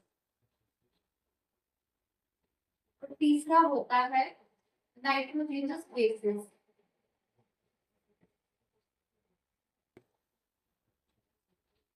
तीसरा क्या होता है, नाइट्रोजनस बेसिस होते हैं, ठीक है। नाइट्रोजनस बेसिस क्या होते हैं, प्रोटीन्स होते हैं। क्या होते हैं, proteins found in nucleic acid. ये क्या होते हैं, प्रोटीन्स होते हैं, ठीक है। अब जो नाइट्रोजनस बेसिस होते हैं ना, वो डीएनए और आरएनए में तीन तो सेम होते हैं बट एक अलग होता है, वो मैं आपको बता देती हूँ, ठीक है। यहाँ पे हम क्या किया, न्यूक्लिक एसिड के बारे में बात की, ठीक है। अब न्यूक्लिक एसिड के बारे में बात की कि न्यूक्लिक एसिड तीन चीजों से मिलकर बना होता है, राइबोज शुगर फोस्फोरस और राइबोज शुगर फोस्फोरस और नाइट्रोजनस बेस है। अब जो नाइट्रोजनस बेस है वो क्या होता है, डीएनए का और नाइट्रोजनस बेसिस के बारे में पढ़ेंगे। देखो डीएनए के और आरएनए के अंदर जो राइबोज शुगर और जो फोस्फोरस होता है वो डीएनए और आरएनए के अंदर सेम होता है। क्या होता है, same in DNA and RNA, ठीक है। राइबोज शुगर और फोस्फोरस क्या होता है, डीएनए के अंदर सेम होता है, पर जो नाइट्रोजनस बेस होते हैं वो अलग होते हैं। यहाँ पे क्या बात करेंगे, नाइट्रोजनस बेस। देखो जो नाइट्रोजनस बेस है, नाइट्रोजनस बेस वो क्या होगा, हम डीएनए में पढ़ेंगे। पहले डीएनए में नाइट्रोजनस बेस कैसे अटैच होता है, ठीक है। ये होता है पहले प्यूरीन और pyrimidine। डीएनए के अंदर दो नाइट्रोजनस बेस होते हैं। पहला हो गया प्यूरीन और pyrimidine। इसमें भी दो बेस होते हैं, इसमें भी क्या होते हैं, दो बेस होते हैं, और इसमें भी दो बेस होते हैं, ठीक है। अब जो प्यूरीन और pyrimidine होता है ना, इसके अंदर क्या क्या होता है, एडेनिन, और यहाँ पे होता है ग्वानिन, ठीक है। और जो ये pyrimidine होता है इसके अंदर भी फर्दर दो बेस होते हैं, ठीक है। एक होता है थायामीन और एक होता है साइटोसिन। एक क्या होता है, साइटोसिन होता है, ठीक है। डीएनए के अंदर क्या होता है, जो नाइट्रोजनस बेस होता है वो क्या होता है, एडेनिन, ग्वानिन, थायामीन और साइटोसिन, ठीक है। तो जो इनको हम जी, टी और सी से इंडिकेट कर सकते हैं, ठीक है।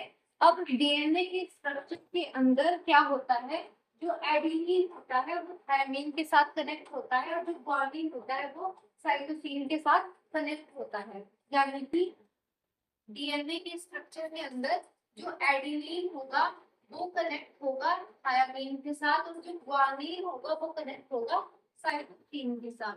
ठीक है, ये बात आपको समझ आ गई। बट जो आरएनए होता है, आरएनए में क्या होता है, सारी चीजें सेम होती है। आरएनए में क्या होगा, सारी चीजें सेम होगी बट जो थायमिन है वो यूरेसिल में कन्वर्ट हो जाएगा।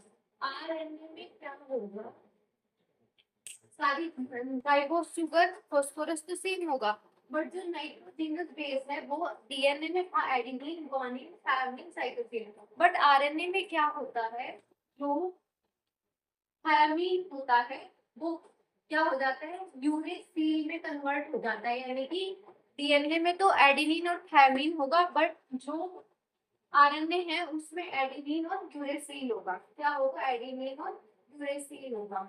ठीक है, यहाँ तक हमने बात कर ली है। तो हमने पढ़ा कि न्यूक्लिक एसिड के अंदर न्यूक्लिक एसिड तीन चीजों से मिलकर बना होता है, राइबोस शुगर, फास्फोरस और नाइट्रोजिनस बेसिस।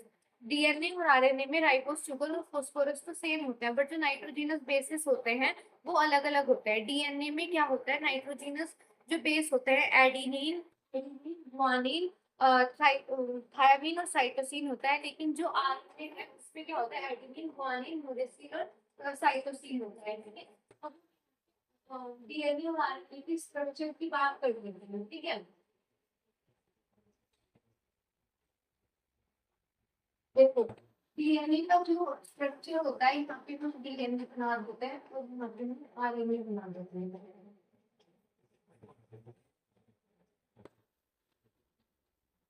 इसमें एक और क्वेश्चन हम ऐड कर सकते हैं कि जो डीएनए है इसकी जो डिस्कवरी, जिसका हेलिकल मॉडल की जो डिस्कवरी की थी ना वो वॉटसन एंड क्रिक ने की थी। किसने की थी, वॉटसन एंड क्रिक ने डीएनए और आरएनए के हेलिकल मॉडल की डिस्कवरी की थी। ठीक है, डीएनए है ना उसका इस तरीके से बना सकते हैं। ठीक है, लेकिन आरएनए का क्या होता है, सिंगल स्ट्रैंडेड होता है। तो ये आपको मॉडल दिख रहा है, इसकी जो डिस्कवरी की गई वो वॉटसन एंड क्रिक ने की थी। ठीक है, अब जो डीएनए है ये क्या होता है, डबल हेलिकल स्ट्रक्चर होता है। डीएनए का क्या होता है, डबल हेलिकल स्ट्रक्चर होता है।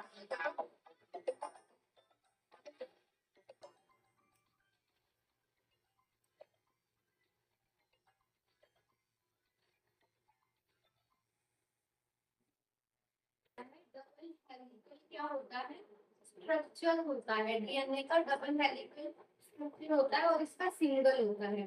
ठीक है, और इनकी डिस्कवरी की थी वॉटसन एंड क्रिक ने की थी। ठीक है, जो डबल हेलिकल स्ट्रक्चर में क्या होता है, में जो एडेनिन है वो थायमिन के साथ डबल बॉन्ड से कनेक्ट होता है और जो हमारा यहाँ पे साइटोसिन जो एडेनिन थायमिन के साथ क्या होता है, डबल बॉन्ड से कनेक्टेड है। ठीक है, और जो ये स्ट्रक्चर है इसमें एडेनिन थायमिन के साथ डबल बॉन्ड से कनेक्टेड होगा और जो गुआनिन है साइटोसिन का ट्रिपल बॉन्ड से क्या होता है, कनेक्टेड होता है। तो ये सारे जो होता है वो एडेनिन एक दूसरे के साथ डबल बॉन्ड से ही कनेक्टेड होते हैं। और क्वेश्चन एक ये भी बनता है कि ये सारे जो बॉन्ड इनके बीच में है वो कौन से बॉन्ड होते हैं, हाइड्रोजन बॉन्ड होते हैं। कौन से बॉन्ड होते हैं, वो हाइड्रोजन बॉन्ड होते हैं। यानी कि अगर आपसे पूछा जाए कि डीएनए और आरएनए के स्ट्रक्चर में एडेनिन और थायमिन जितने भी नाइट्रोजनस बेसिस होते हैं वो कौन से बॉन्ड से कनेक्टेड होते हैं हाइड्रोजन बॉन्ड से। अब एसजीपीजीआई लखनऊ का एक 2023 में एग्जाम हुआ था जिसमें क्वेश्चन पूछा गया था। वो क्वेश्चन था न्यूक्लिक एसिड का मेटाबॉलिज्म किस चीज से होता है, न्यूक्लिक एसिड का मेटाबॉलिज्म किससे होता है, मेटाबॉलिज्म वो होता है मैग्नीशियम से। ये बहुत ही ज्यादा इंपॉर्टेंट क्वेश्चन है। ठीक है, ये पूछा गया था एसजीपीजीआई लखनऊ के एग्जाम में 2023 में। ठीक है, 2023 में पूछा गया था। ठीक है ना, यहाँ पे हमने डीएनए और आरएनए के बारे में बात की। डीएनए का जो डबल हेलिकल स्ट्रक्चर था वो वाटसन एंड थिकनेस की डिस्कवरी की थी। एडेनिन थायमिन के साथ डबल बॉन्ड से कनेक्ट होता है, गुआनिन साइटोसिन के साथ ट्रिपल बॉन्ड से कनेक्ट होता है। और अगर आपसे पूछा जाए इन सब के बीच में बॉन्ड कौन सा होता है, वो होता है हाइड्रोजन बॉन्ड। न्यूक्लिक एसिड का मेटाबॉलिज्म होता है मैग्नीशियम के थ्रू, और जो आरएनए होता है उसमें एडेनिन थायमिन के साथ डबल बॉन्ड से कनेक्टेड है, और साइटोसिन के साथ क्या है, डबल बॉन्ड से भी कनेक्टेड होता है। ठीक है, हमने यहाँ पे बात कर ली है इसके बारे में, न्यूक्लिक एसिड के बारे में, यानी कि डीएनए और आरएनए के स्ट्रक्चर के बारे में। ठीक है, अब हम आगे बात करते हैं। न्यूक्लियस के फंक्शंस के बारे में बात कर रहे थे। ठीक है, तो अगर न्यूक्लियस के फंक्शन में हम क्या पढ़ने वाले हैं, यहाँ पे इसके ना दो फंक्शंस होते हैं न्यूक्लियस के। ठीक है, पहला जो न्यूक्लियस का फंक्शन होता है वो होता है प्रोटीन सिंथेसिस करना। क्या करना? प्रोटीन सिंथेसिस, यानी कि प्रोटीन का क्या करना, फॉर्मेशन करना। ठीक है, और जो दूसरा फंक्शन होता है वो होता है इसका सेल डिवीजन। दूसरा फंक्शन क्या होता है न्यूक्लियस का, वो होता है सेल डिवीजन। आपको दो फंक्शन बताए हैं। प्रोटीन का सिंथेसिस जो था वो मैंने आपको बताया था कि आरएनए राइबोसोम के साथ मिलकर क्या करता है, प्रोटीन का सिंथेसिस करता है। तो हम फर्दर प्रोसेस क्या करते हैं, आगे पढ़ते हैं प्रोटीन के सिंथेसिस। ठीक है,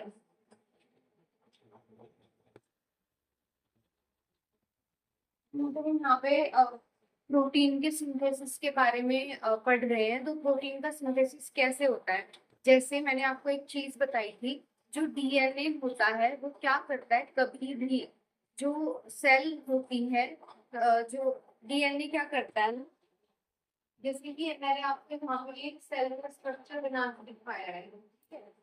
तो ये इसका क्या है, न्यूक्लियस है सेल का। ये क्या है, न्यूक्लियस है। ठीक है, और ये इसके ऊपर क्या है, न्यूक्लियर मेम्ब्रेन है। तो जो ये न्यूक्लियस के ऊपर जो मेम्ब्रेन होती है ना, ये कभी भी क्या करती है, डीएनए को बाहर नहीं जाने देती है। डीएनए को क्या नहीं करती है, बाहर नहीं जाने देती है। ठीक है, अब ये ग्रीन कलर से मैंने आपको बनाया ओलस, ग्रीन कलर से क्या बनाया है, ओलस बनाया है। ठीक है, ब्लू कलर से न्यूक्लियस है, ब्लू कलर से क्या है, न्यूक्लियस है। तो रेड कलर से मैंने बनाई है न्यूक्लियर मेम्ब्रेन। न्यूक्लियर मेम्ब्रेन मतलब कि न्यूक्लियस के ऊपर क्या होती है, मेम्ब्रेन। न्यूक्लियर मेम्ब्रेन मैंने रेड कलर से बनाई है। डिफरेंट डिफरेंट कलर के मार्कर यूज कर रही हूँ जिससे आप लोगों को समझने में आसानी हो। ठीक है, तो मैंने यहाँ पे आपको ये भी चीजें बता दिया। तो हम बात करेंगे कि how the nucleus form the protein. ठीक है, तो न्यूक्लियस फॉर्म कैसे करता है प्रोटीन को।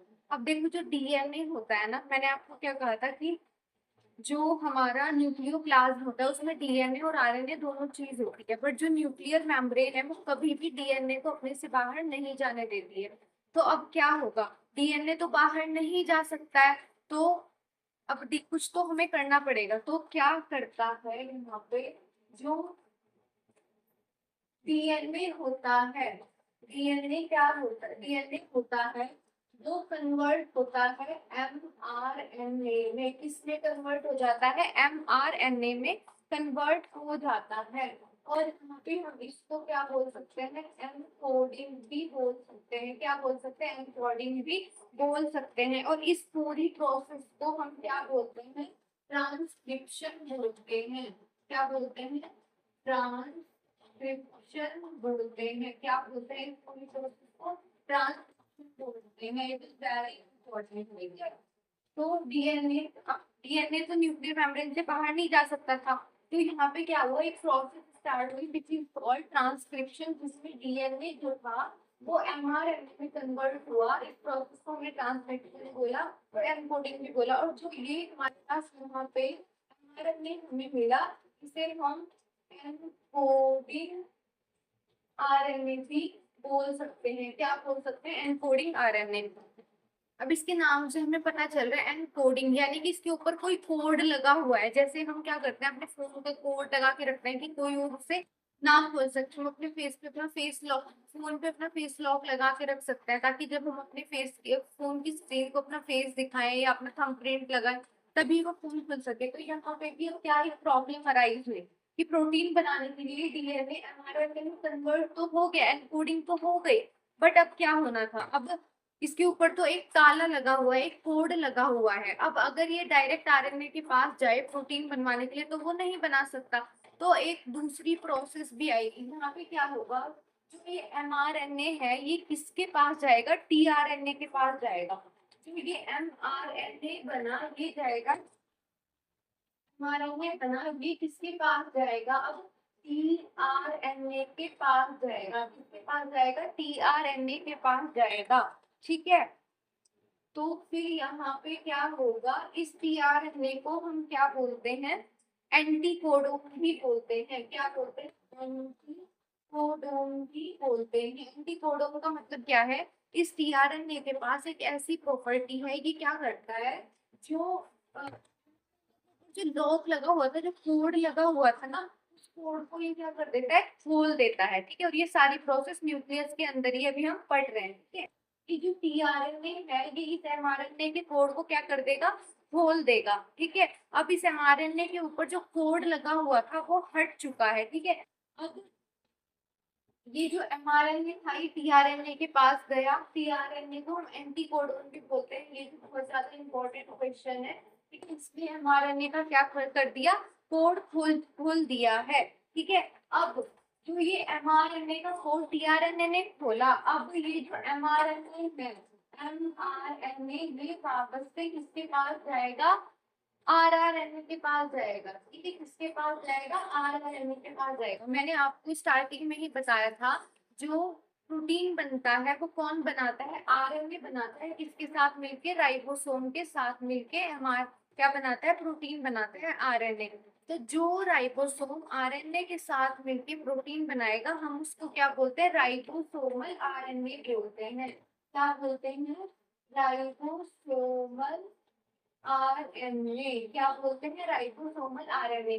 डीएनए से एमआरएनए बना, वो क्या था, उसके ऊपर एक लॉक लगा हुआ था। अब उस लॉक को खुलवाने के लिए जो एमआरएनए था वो गया इसके पास, टीआरएनए के पास, जिसको टीआरएनए को हम एंटीकोडोन भी बोलते हैं। अब टीआरएनए ने एमआरएनए का लॉक खोला, लॉक खोलने के बाद फिर ये एमआरएनए गया आरआरएनए के पास, यानी कि राइबोसोमल आरएनए के पास। फिर ये इसने मिलके क्या बना दिया, इस एमआरएनए ने आरआरएनए के साथ मिलकर क्या बना दिया, प्रोटीन बना दिया। क्या बना दिया, प्रोटीन बना दिया। ठीक है, तो हमने यहाँ पे पढ़ा प्रोटीन सिंथेसिस कैसे होता है। जो न्यूक्लियर मेम्ब्रेन होती है वो कभी भी डीएनए को क्या करती है, बाहर नहीं जाने देती, यानी कि it is impermeable to DNA. अब जो डीएनए होता है वो कन्वर्ट होता है एमआरएनए में, जिसको हम ट्रांसक्रिप्शन बोलते हैं, यानी एनकोडिंग भी बोलते हैं। ठीक है, जो एमआरएनए था वो टीआरएनए के पास जाता है अपना लॉक खुलवाने के लिए। टीआरएनए को हम एंटीकोडोन भी बोलते हैं। टीआरएनए एमआरएनए का लॉक खोलता है, जब लॉक खुल जाता है तो एमआरएनए फिर जाता है आरआरएनए, यानी कि राइबोसोमल आरएनए के पास। फिर राइबोसोमल आरएनए एमआरएनए के साथ मिलकर क्या बना देता है, प्रोटीन बना देता है। तो ऐसे क्या हो जाता है, प्रोटीन का फॉर्मेशन हो जाता है। यहाँ पे ये दो टर्म जो है वो बहुत ही ज्यादा क्या होते हैं, इंपॉर्टेंट होते हैं। एक होता है ट्रांसक्रिप्शन, ठीक है, ट्रांसक्रिप्शन। एक होता है ट्रांसलेशन। एक क्या होता है, ट्रांसलेशन। ये भी बहुत ज्यादा इंपॉर्टेंट टर्म है। ट्रांसक्रिप्शन का मतलब होता है जब डीएनए में कन्वर्ट होता है, जिसको हम एनकोडिंग आरएनए भी बोलते हैं। ये हो गई ट्रांसक्रिप्शन। अब ट्रांसलेशन का मतलब क्या होता है, ट्रांसलेशन का मतलब होता है इसमें क्या होता है, आरएनए से क्या बनता है, प्रोटीन बनता है। आरएनए से क्या बनता है, प्रोटीन। तो transcription is the process in which DNA is converting in mRNA and translation is the process in which RNA is converting in the protein। ठीक है, मैंने आपको दो important term यहाँ पे बताए हैं। First one is the transcription, second one is the translation. ठीक है, प्रोटीन सिंथेसिस हमने न्यूक्लियस के दो फंक्शन पढ़े थे, पहला प्रोटीन सिंथेसिस और दूसरा क्या पढ़ा था, सेल डिवीजन। प्रोटीन सिंथेसिस मैंने आपको समझा दिया, अब हम पढ़ेंगे सेल डिवीजन के बारे में। ठीक है,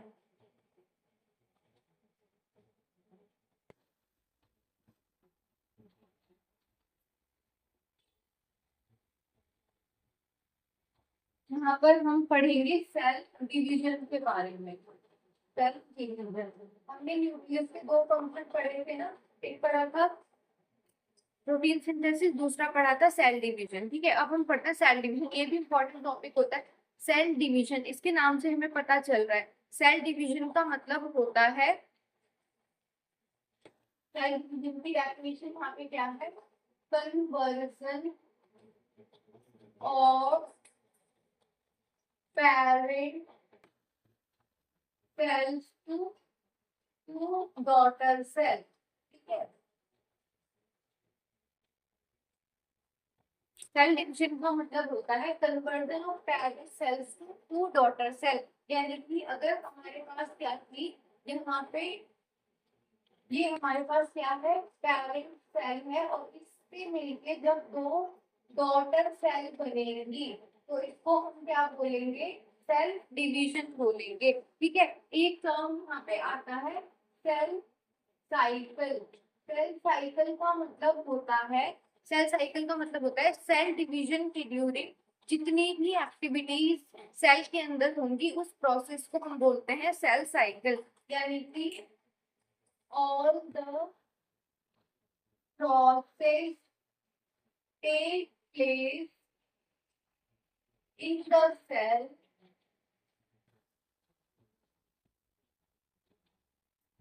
while या फिर during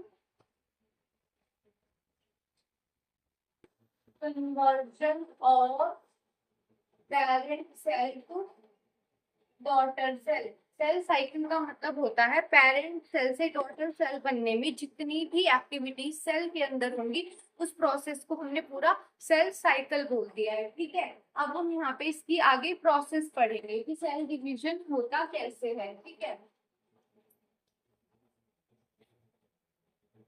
मैं यहाँ पे आपको दो इम्पोर्टेंट चीजें बताना पहले भूल गई थी। जो न्यूक्लियस है उसकी डिस्कवरी किसने की थी, न्यूक्लियस की डिस्कवरी की थी रॉबर्ट ब्राउन ने। किसने करी थी, रॉबर्ट ब्राउन ने की थी। किसने की थी, रॉबर्ट ब्राउन ने की थी। कब की थी, 1831 में की थी। ठीक है, और ऐसे ही जो माइटोकॉन्ड्रिया है, माइटोकॉन्ड्रिया की डिस्कवरी किसने की थी, आर्टमैन ने की थी। किसने की थी, आर्टमैन ने की थी। किसने की थी, आर्टमैन ने की थी। तो ये भी चीजें आप नोट कर लीजिए, न्यूक्लियस की डिस्कवरी रॉबर्ट ब्राउन ने 1841 में की थी, माइटोकॉन्ड्रिया की आर्टमैन ने की थी। ठीक है, अब हम यहाँ पे सेल डिवीजन के बारे में पढ़ते हैं कि सेल डिवीजन होगा कैसे। हमने तुमको सेल साइकिल बता दी। सेल साइकिल मतलब जितनी भी एक्टिविटीज सेल के अंदर होंगी, जब पेरेंट सेल से डॉटर सेल बन रही होंगी तो उस पूरी प्रोसेस को हम वो सेल साइकिल बोलेंगे। ठीक है, अब हम यहाँ पे पढ़ते हैं जो सेल डिवीजन होता है ना, वो क्या होता है, दो प्रोसेस में डन होता है। एक होता है माइटोसिस, एक होता है मियोसिस। ठीक है, पहले मैं आपको क्रोमोसोम के बारे में बता देती हूँ। जैसे हमारी बॉडी में क्या होते हैं, टोटल 46 क्रोमोसोम होते हैं। क्या होते हैं, टोटल 46 क्या होते हैं, क्रोमोसोम होते हैं। ठीक है, इसमें से जो हमारे 22 पेयर जो क्रोमोसोम होते हैं वो क्या होते हैं, नॉर्मल क्रोमोसोम होते हैं। और जो हमारा 1 पेयर क्रोमोसोम होगा वो क्या होता है, सेक्स क्रोमोसोम होते हैं। क्या होते हैं वो, सेक्स क्रोमोसोम होते हैं। ठीक है, सेक्स क्रोमोसोम होते हैं। ठीक है, जिसको हम एक्स और एक्स एक्स फीमेल में होता है और एक्स वाई मेल में होता है। ठीक है, ये तो आपको नॉर्मली पता होगा। ठीक है ना, तो जो 22 पेयर यहाँ पे क्रोमोसोम होते हैं, इन क्रोमोसोम को हम ऑटोसोम के नाम से भी जानते हैं। क्या उस नाम से जानते हैं, ऑटोसोम के नाम से भी जानते हैं। हमारी बॉडी में टोटल 46 क्रोमोसोम होते हैं जिसमें से 22 पेयर यानी कि 44 क्रोमोसोम क्या होते हैं, जो नॉर्मल होते हैं, जो हमारी पूरी बॉडी की सेल बनाते हैं, जिनको हम ऑटोसोम बोलते हैं। क्या बोलते हैं, ऑटोसोम बोलते हैं। और एक जो 1 पेयर क्रोमोसोम होता है जो कि सेक्स क्रोमोसोम होता है, फीमेल में वो XX होता है, मेल में वो XY होता है, और इनको हम एलोसोम के नाम से भी जानते हैं। इसके नाम से जानते हैं, एलोसोम के नाम से भी जानते हैं। तो जो ये 22 पेयर क्रोमोसोम है, ये क्या करते हैं, हमारी बॉडी की पूरी सेल बनाते हैं। पूरी बॉडी की सेल कौन से क्रोमोसोम बनाते हैं, 22 पेयर क्रोमोसोम।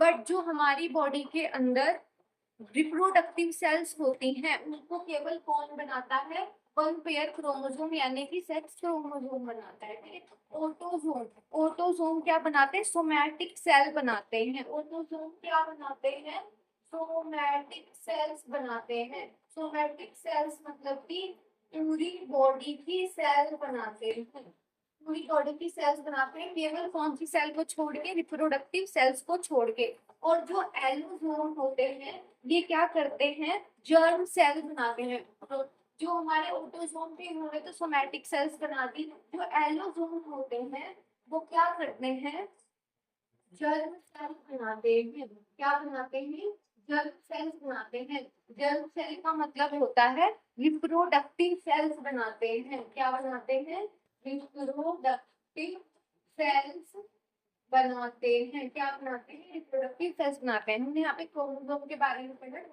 पेयर क्रोमोसोम, जिनको हम, जो हमारी पूरी बॉडी की सेल बनाते हैं, केवल कौन सी सेल को छोड़ के, जो हमारी रिप्रोडक्टिव सेल होती है। ठीक है, 22 पेयर वाले जो क्रोमोसोम होते हैं वो ऑटोसोम भी बोलते हैं, जो हमारी बॉडी में सोमैटिक सेल यानी कि पूरी बॉडी की सेल बनाएंगे। जो 1 पेयर क्रोमोसोम होता है वो सेक्स क्रोमोसोम होता है। XX फीमेल में होता है, XY मेल में होता है। इनको 1 पेयर जो क्रोमोसोम है, हम इनको एलोसोम भी बोलते हैं या फिर सेक्स क्रोमोसोम भी बोलते हैं। ये जर्म सेल्स बनाते हैं। जर्म सेल्स का मतलब है हमारी बॉडी में ये रिप्रोडक्टिव सेल्स बनाते हैं। तो ये क्वेश्चन भी काफी इंपॉर्टेंट है कि जर्म सेल या फिर रिप्रोडक्टिव सेल कौन सा क्रोमोसोम बनाता है हमारी बॉडी में, एलोसोम या फिर सेक्स क्रोमोसोम बनाते हैं। ठीक है, यहाँ तक आपको समझ आ गया होगा। आगे की प्रोसेस पढ़ते हैं, सेल डिवीजन होता कैसे है। जो सेल डिवीजन होता है ना, वो 2 पार्ट में डिवाइड होता है। ठीक है, 2 पार्ट में जब वो डिवाइड होगा तो यहाँ पे क्या होता है, एक फेज होती है इसमें इंटरफेज। कौन सी फेज होती है, इंटरफेज होती है, और एक होती है इसमें एम फेज। 2 फेज में सेल डिवीजन होता है, एक होती है इंटरफेज, एक होती है एम फेज। इंटरफेज क्या होती है, प्रिपरेटरी फेज होती है। कौन सी फेज होती है, प्रिपरेटरी फेज होती है। बट जो एम फेज होती है, ये क्या होती है, एक्चुअल सेल डिवीजन फेज होती है। ठीक है, एक्चुअल सेल डिवीजन फेज होती है।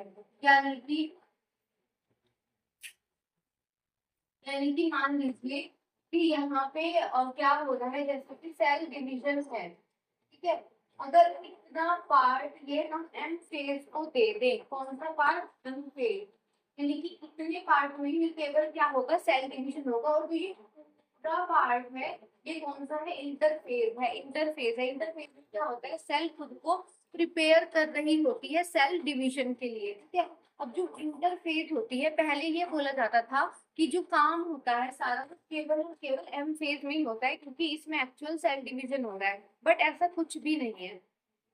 जो जब बाद में रिसर्च हुई तो इंटरफेज को मोस्ट एक्टिव फेज बोला गया। इंटरफेज को क्या बोला गया, मोस्ट एक्टिव फेज बोला गया। सेल डिवीजन की मोस्ट एक्टिव फेज बोला गया।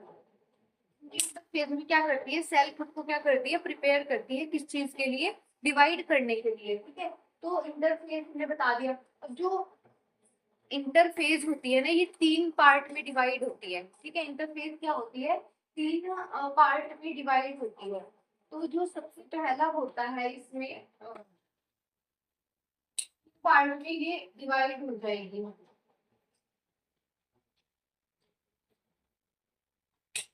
ठीक है, 3 पार्ट में डिवाइड होगी। इसमें एक होती है G1 फेज, S फेज और G2 फेज। ठीक है, हम इंटरफेज की बात कर रहे हैं। G1 फेज, S फेज और G2 फेज होती है। यहाँ पे G का मतलब होता है गैप और S होता है सिंथेसिस।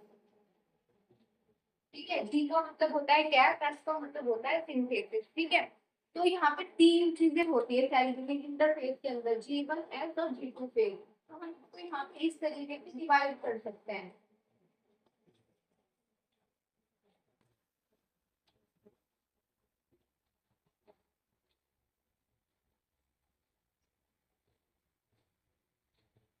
तो इस तरीके से डिवाइड कर दिया, G1 S और G2 फेज में डिवाइड कर दिया। तो G1 का मतलब होता है गैस, S का मतलब है सिंथेसिस, तो G2 का मतलब है G2 मतलब गैस सिंथेसिस गैस, ठीक है। यानी कि इसमें तीन चीजें हो रही है इंटरफेज में, G1 S और G2 फेज। अब जो G1 होती है, G1 फेज होती है, इसमें क्या होता है, G1 फेज में क्या होता है, डीएनए का डुप्लीकेशन होता है, और DNA duplication is the most critical task in the cell division, ठीक है। हम इसको एक एक करके पढ़ते हैं, इंटरफेस को अलग से पढ़ते हैं।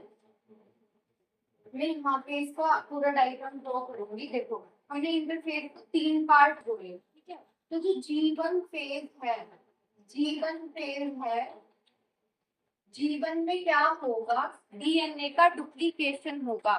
क्या होगा, डीएनए का duplication, duplication of DNA, duplication होगा। यानी कि एक डीएनए से क्या बनेंगे, दो डीएनए बनेंगे। अब जब दो डीएनए बनेंगे तो वो कैसे बनेंगे, यानी कि थ्रेड लाइक जो, सॉरी, जो वेब लाइक स्ट्रक्चर था डीएनए का, जैसे मैंने आपको बना के बताया था, तो वो थ्रेड में कन्वर्ट हो जाएगा। यानी कि वेब लाइक स्ट्रक्चर जो था डीएनए का, वो कन्वर्ट हो जाएगा किसमें, थ्रेड लाइक स्ट्रक्चर में। किसमें कन्वर्ट हो जाएगा, थ्रेड लाइक स्ट्रक्चर में क्या हो जाएगा, कन्वर्ट हो जाएगा। यानी कि एक डीएनए से क्या बन रहे हैं, दो डीएनए बन रहे हैं। और इस प्रोसेस को हम यहाँ पे क्या बोल सकते हैं, कॉइलिंग ऑफ डीएनए भी बोल सकते हैं। कॉइलिंग ऑफ डीएनए भी क्या कर सकते हैं, बोल सकते हैं, ठीक है। ये कुछ इस तरीके से कॉइलिंग होगी डीएनए की। हमने सबसे पहले पढ़ा इंटरफेज। इंटरफेज में तीन पार्ट होते हैं जो कि मोस्ट प्रिपरेटरी फेज होती है, G1 S और G2। G1 फेज में क्या हो रहा है, डीएनए का डुप्लीकेशन हो रहा है, और ये क्या होता है, मोस्ट क्रिटिकल टास्क होता है, मोस्ट क्रिटिकल टास्क होता है सेल डिवीजन का, ठीक है। तो यहाँ पे क्या हुआ, डीएनए का डुप्लीकेशन हुआ। अब जो एस फेज होती है, एस फेज में क्या होगा,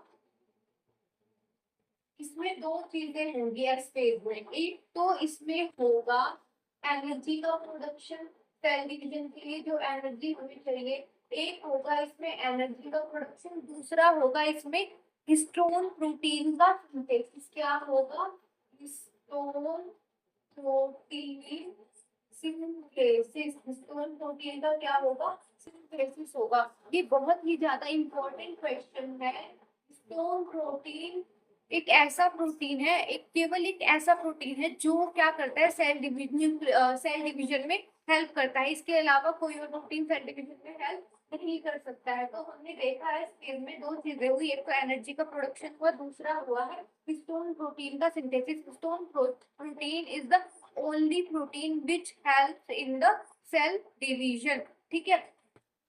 हमने यहाँ पे आगे की चीजें पढ़ी, ठीक है। हिस्टोन प्रोटीन अब बन चुका है। अब उसके अलावा G2 फेज, G2 फेज में हम क्या करते हैं, G2 फेज में, G2 फेज में क्या होता है, जितने भी ऑर्गेनिल्स होते हैं वो डबल हो जाते हैं एक्सेप्ट न्यूक्लियस, ठीक है।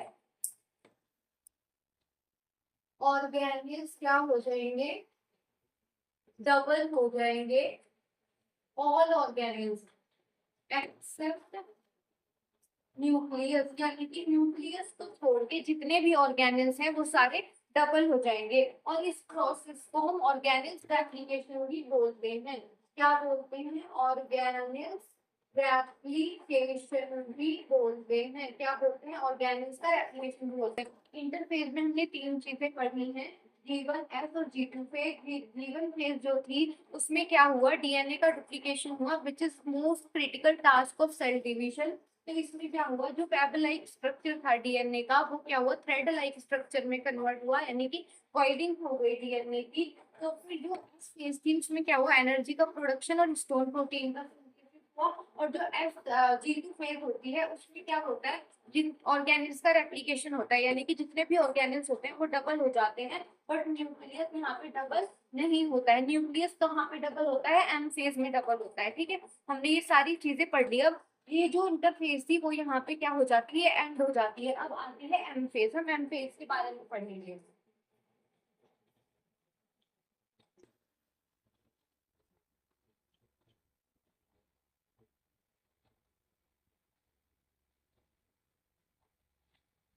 हमने इंटरफेस पढ़ ली है, यानी कि हमने क्या किया, सेल डिवीजन का जो इतना वाला पार्ट था वो हमने पढ़ लिया है। अब हम आते हैं एम फेज पे। ठीक है, तो जो एम फेज होती है, जो एक्चुअल सेल डिवीजन फेज होती है, एम फेज वो होती है एक्चुअल सेल डिवीजन फेज होती है। ठीक है, एक्चुअल सेल डिवीजन फेज होती है। ये क्या थी, ग्रीन में दिखाया बस इंटरफेज थी। ठीक है, इंटरफेज थी यानी कि प्रीपरेटरी फेज थी, प्रीपरेटरी फेज थी। ठीक है, अब हम एम फेज में क्या पढ़ेंगे, एम फेज में पढ़ते हैं कि उसमें कैसे कैसे डिवीजन होता है। अब एम फेज में जो होता है वो सेल्स डिवाइड होती है। तो एम फेज दो पार्ट में डिवाइड है, दो होती है हमारी माइटोसिस और मियोसिस। मैंने आपको अभी क्रोमोसोम्स के बारे में बताया। ठीक है, अब क्रोमोसोम्स होंगे वो यहाँ पे डिवाइड होते हैं। वो कैसे होते हैं, जो एम फेज होती है ये दो पार्ट में डिवाइड है। एक है हमारा माइटोसिस और एक है मियोसिस। एक क्या है, मियोसिस। माइटोसिस में क्या होगा, माइटोसिस में क्या होता है, जितने भी वो जब हमारे जो क्रोमोसोम है पेरेंट सेल से, जब पेरेंट सेल से दो डॉटर सेल बनेंगी, तो माइटोसिस में क्या होता है, क्रोमोसोम का नंबर पूरा ही रहता है, आधा नहीं होता है। यानी कि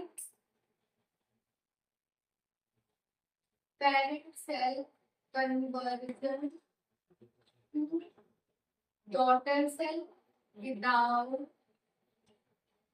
reduction in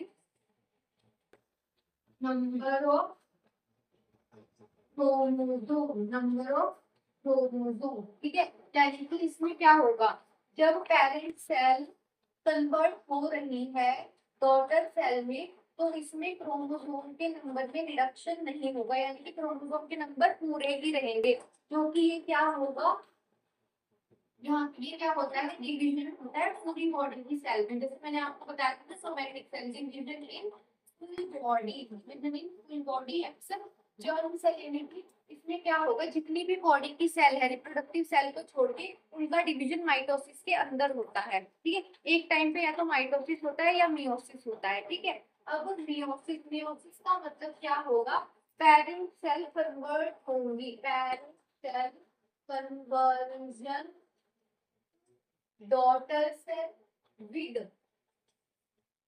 reduction in number of chromosome, with reduction in number of chromosome। यानी कि इसमें क्या होगा, जब पेरेंट सेल कन्वर्ट हो रही है डॉटर सेल में, तो यहाँ पे क्या होगा, जो क्रोमोसोम के नंबर है वो आधे रह जाएंगे। वो क्या रह जाएंगे, आधे रह जाएंगे। ठीक है, जो ये मियोसिस होता है वो कौन सी सेल्स के अंदर होता है, कौन सी सेल, जर्म सेल के अंदर, यानी कि रिप्रोडक्टिव सेल के अंदर। ठीक है, डिवीजन इन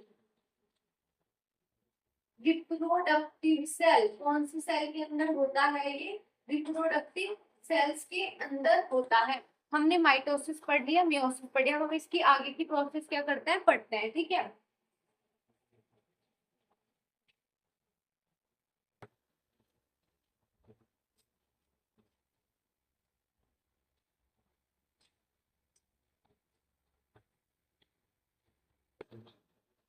मैंने आपको क्या बताया था, 22 पेयर क्रोमोसोम जो ऑटोसोम बनाते हैं, यानी कि पूरी बॉडी की सेल, जो 1 पेयर सेक्स क्रोमोसोम होता है वो क्या बनाता है, हमारा जितना भी रिप्रोडक्टिव सेल है उनको बनाता है। ठीक है, अब हम माइटोसिस और मियोसिस को अलग अलग करके पढ़ते हैं। ठीक है, मैंने माइटोसिस और मियोसिस के बारे में आपको एक छोटा सा दिया है, यहाँ पे हम माइटोसिस और मियोसिस।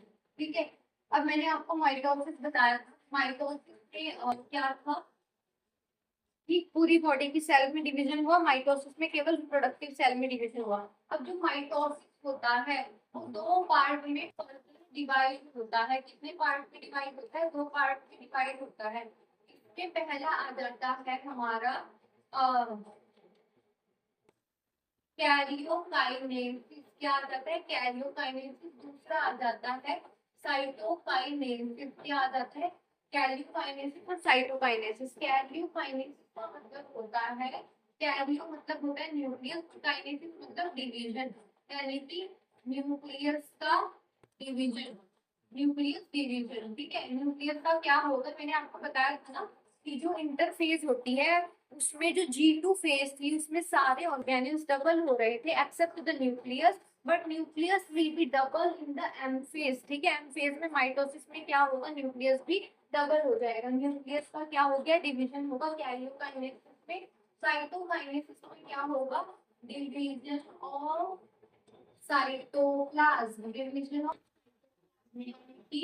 साइटोकाइनेसिस में क्या होगा, डिवीजन होगा, साइटोप्लाज्म होगा, ठीक है। अब जो मेयोसिस होती है, मेयोसिस में क्या होती है हमारी, डिवीजन होता है रिप्रोडक्टिव सेल में। यहाँ पे क्या बनता है, स्पर्म और ओवम बनता है, ठीक है। यहाँ पे क्या बनता है, स्पर्म और ओवम बनता है। ये माइटोसिस जो हो रहा है वो कहाँ हो रहा है, हमारी सोमैटिक सेल के अंदर, यानी कि पूरी बॉडी की सेल के अंदर, इनसाइड सोमैटिक सेल्स। और जो मेयोसिस हो रहा है इनसाइड जर्म सेल। कौन सी सेल के अंदर, इनसाइड जर्म सेल या फिर रिप्रोडक्टिव सेल के अंदर। तो यहाँ पे इसमें क्या होते हैं, दो तरीके की सेल बनती हैं। एक तो हो गया, यहाँ पे होता है स्पर्मेटोजेनेसिस और oogenesis, यानी कि स्पर्म बनेगा और ओवम बनेगा।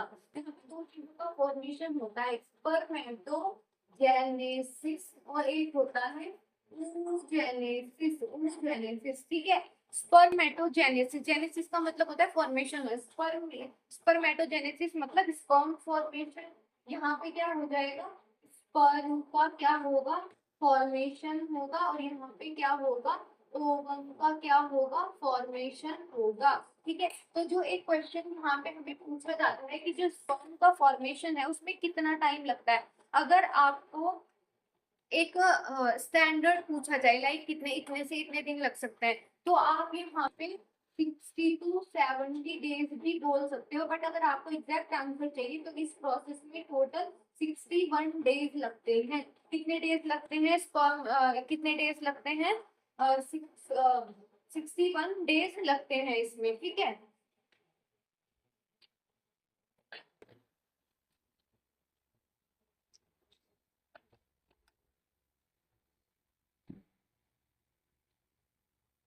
और जो oogenesis होता है, oogenesis की जो प्रोसेस है उसमें केवल और केवल 6 to 8 डेज लगते हैं। 6 to 8 डेज लगते हैं, ठीक है। ये पढ़ा माइटोसिस और मियोसिस। माइटोसिस में दो पार्ट में डिवाइडेशन होता है, कैरियोकाइनेसिस यानी कि माइटोसिस में क्या होगा, एक तो न्यूक्लियस भी डिवाइड होगा, दूसरा जो साइटोप्लाज्म है वो डिवाइड होगा। मियोसिस में क्या होगा, जर्म सेल डिवाइड होंगे, यानी कि स्पर्म और ओवम बनेगा। स्पर्मेटोजेनेसिस में कितना, यानी कि स्पर्म के बनने में अप्रोक्स 61 डेज लगता है, और जो जेनेसिस होता है उसमें 6 to 8 डेज का टाइम लगता है, यानी कि ओवम के बनने में 6 to 8 डेज का क्या लगता है, टाइम लगता है। अब हम पढ़ेंगे, ये वाला मियोसिस हमने डीपली पढ़ लिया है। अब हम पढ़ेंगे कैरियोकाइनेसिस और साइटोकाइनेसिस कैसे होते हैं, यानी कि न्यूक्लियस कैसे डबल होता है और साइटोप्लाज्म कैसे डबल होता है, ठीक है। ये वाला पार्ट इरेज कर देते हैं। अब हम पढ़ेंगे कैरियोकाइनेसिस के बारे में, ठीक है। कैरियोकाइनेसिस कैसे होता है हम ये पढ़ेंगे। अब देखो कैरियोकाइनेसिस, कैरियोकाइनेसिस भी क्या होता है, 4 पार्ट में क्या होता है, डिवाइड होता है। आप ट्रांसफर के ग्राफ बना सकते हैं, और बहुत छोटा है तो मैं इसको ये करके जाऊंगी। कैरियोकाइनेसिस 4 पार्ट में क्या होता है, डिवाइड होता है। इसका एक निमोनिक है, वो है PMI के। इसका एक निमोनिक है PMI से, आप इसी नाम से याद कर सकते हो। P से यहाँ पे हो गया प्रोफेज, M से हो गया मेटाफेज, A से हो गया anaphase, prophase metaphase anaphase T से हो गया टीलोफेज। ठीक है, अब जो कैरियोकाइनेसिस है वो 4 पार्ट में फिर से डिवाइड होता है, प्रोफेज, मेटाफेज, एनाफेज और टीलोफेज। ठीक है, तो अब जो प्रोफेज होती है ना, ये भी 2 पार्ट में क्या होती है, डिवाइड होती है। Prophase is again divided into 2 part. Prophase क्या होती है, डिवाइड होती 2 पार्ट में। एक होता है इसका अर्ली, एक होता है लेट। ठीक है, एक होता है अर्ली और एक होता है लेट। अर्ली प्रोफेज और लेट प्रोफेज।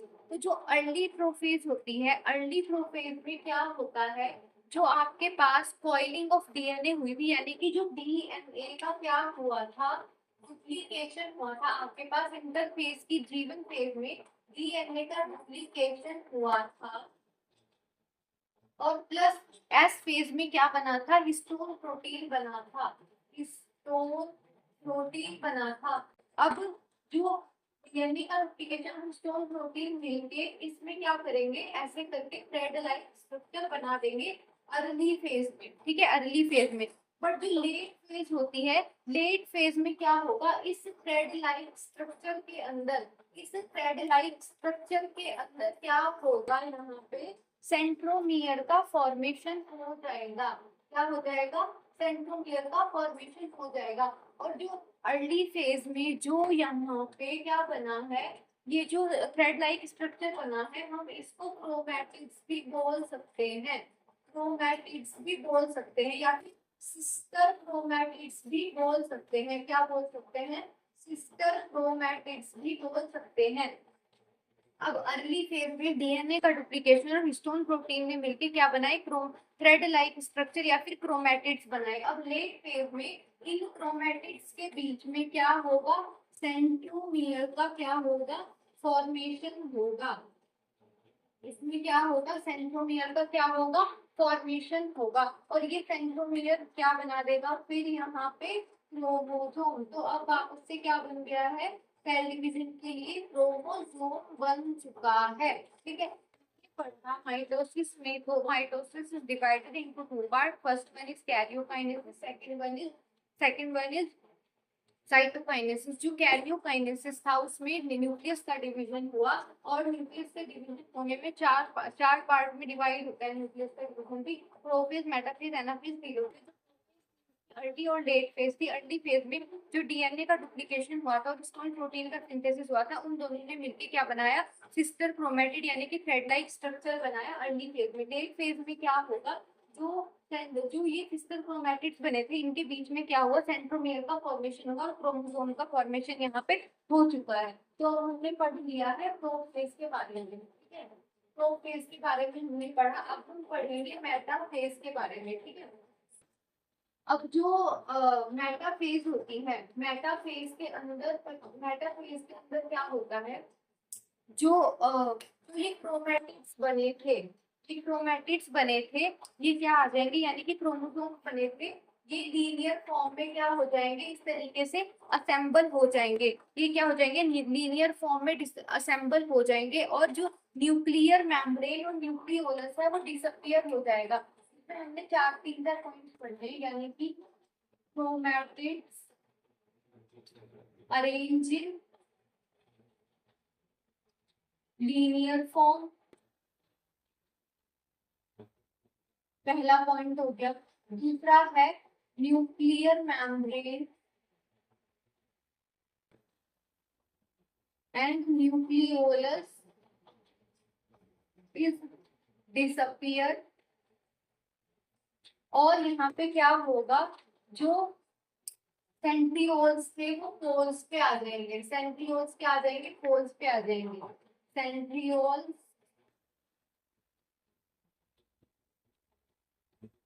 फॉर्म्स ऑन पोल, और सेंट्रियोल से क्या निकलेंगे, कुछ स्पिंडल फाइबर्स निकल के इस तरीके से इन क्रोमैटिड्स के साथ क्या हो जाएंगे, अटैच हो जाएंगे, यानी कि spindle fibre leave from centriole. तो हमने इसमें ये 4 पॉइंट पढ़ने हैं मेटाफेज में। मेटाफेज में हमने क्या पढ़े, 4 पॉइंट्स पढ़े। क्रोमैटिड्स क्या होंगे, जो अरेंज हो जाएंगे लीनियर फॉर्म में, और जो न्यूक्लियर मेम्ब्रेन न्यूक्लियोलस है वो डिसअपियर होकर साइटोप्लाज्म में आ जाएगी।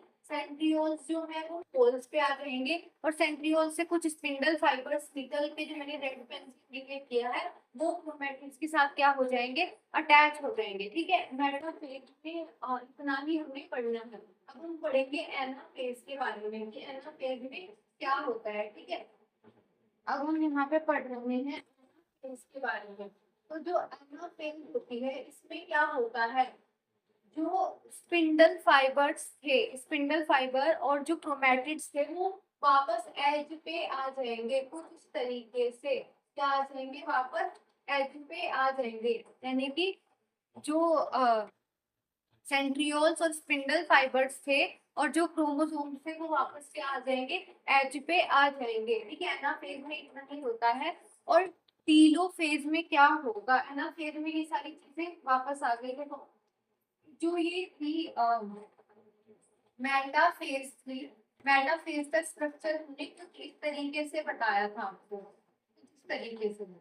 अब ये सारी चीजें क्या हुई, अपने अपने पोल पे चली गई। ठीक है, एनाफेज में सारी चीजें अपने पोल पे चली गई। ठीक है, अब टीलोफेज में क्या होगा, वापस से टीलोफेज में अब क्या होगा, वापस से जो न्यूक्लियर मेम्ब्रेन है वो रीअपियर हो जाएगी, क्या हो जाएगी, और दो न्यूक्लियस बन जाएंगे, दो न्यूक्लियोलस, दो न्यूक्लियर मेम्ब्रेन, दो न्यूक्लियस क्या हो जाएंगे, बन जाएंगे। यानी कि टीलोफेज में क्या होगा, न्यूक्लियर मेम्ब्रेन क्या हो जाएगी, रीअपियर हो जाएगी, और क्या हो जाएंगे, दो न्यूक्लियस बन जाएंगे। क्या बन जाएंगे, दो न्यूक्लियस बन जाएंगे। ठीक है, तो यहाँ पे हमने पढ़ा कि न्यूक्लियस का डिवीजन कैसे होता है। मैं आपको इसको एक बार फिर से समझा देती हूँ।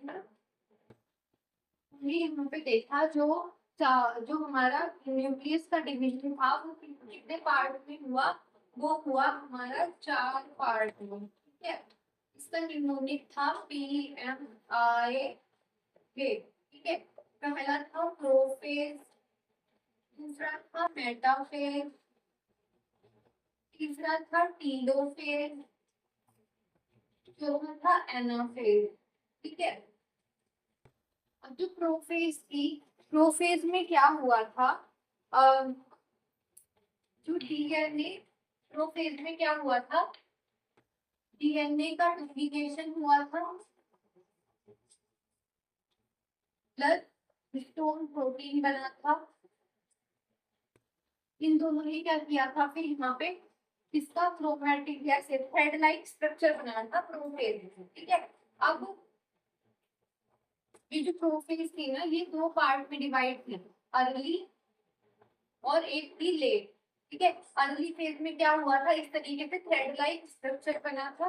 ठीक है, अब यहाँ पे क्या हुआ, लेट वाली में इस थ्रेड लाइक स्ट्रक्चर के बीच में क्या बन गया था, क्रोमैटिड्स बना था, सेंट्रोमियर का फॉर्मेशन हुआ था। सेंट्रोमियर का फॉर्मेशन होने के बाद ये क्रोमोसोम बन चुका था। क्या बन चुका था, क्रोमोसोम बन चुका था।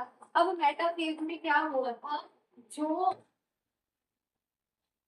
मेटाफेज में जो ये क्रोमोसोम थे ये इस तरीके से क्या आ गए थे, लीनियर फॉर्म में आए थे, और न्यूक्लियर मेम्ब्रेन और न्यूक्लियोलस डिसअपियर हो गया था। सेंट्रियोल्स ने पोल पे आए, सेंट्रियोल्स पोल्स पे आए थे, सेंट्रियोल से कुछ स्पिंडल फाइबर्स निकले थे, और ये स्पिंडल फाइबर्स किसके साथ अटैच हुए थे, क्रोमोसोम्स के साथ अटैच हुए थे। फिर टीलोफेज में क्या हुआ था कि जितने भी ये वाला स्ट्रक्चर था ये सारे सारे अलग अलग पोल पर चले गए थे, क्रोमोसोम और ये चीजें क्या चली गई थी, अपने पोल पर चली गई थी।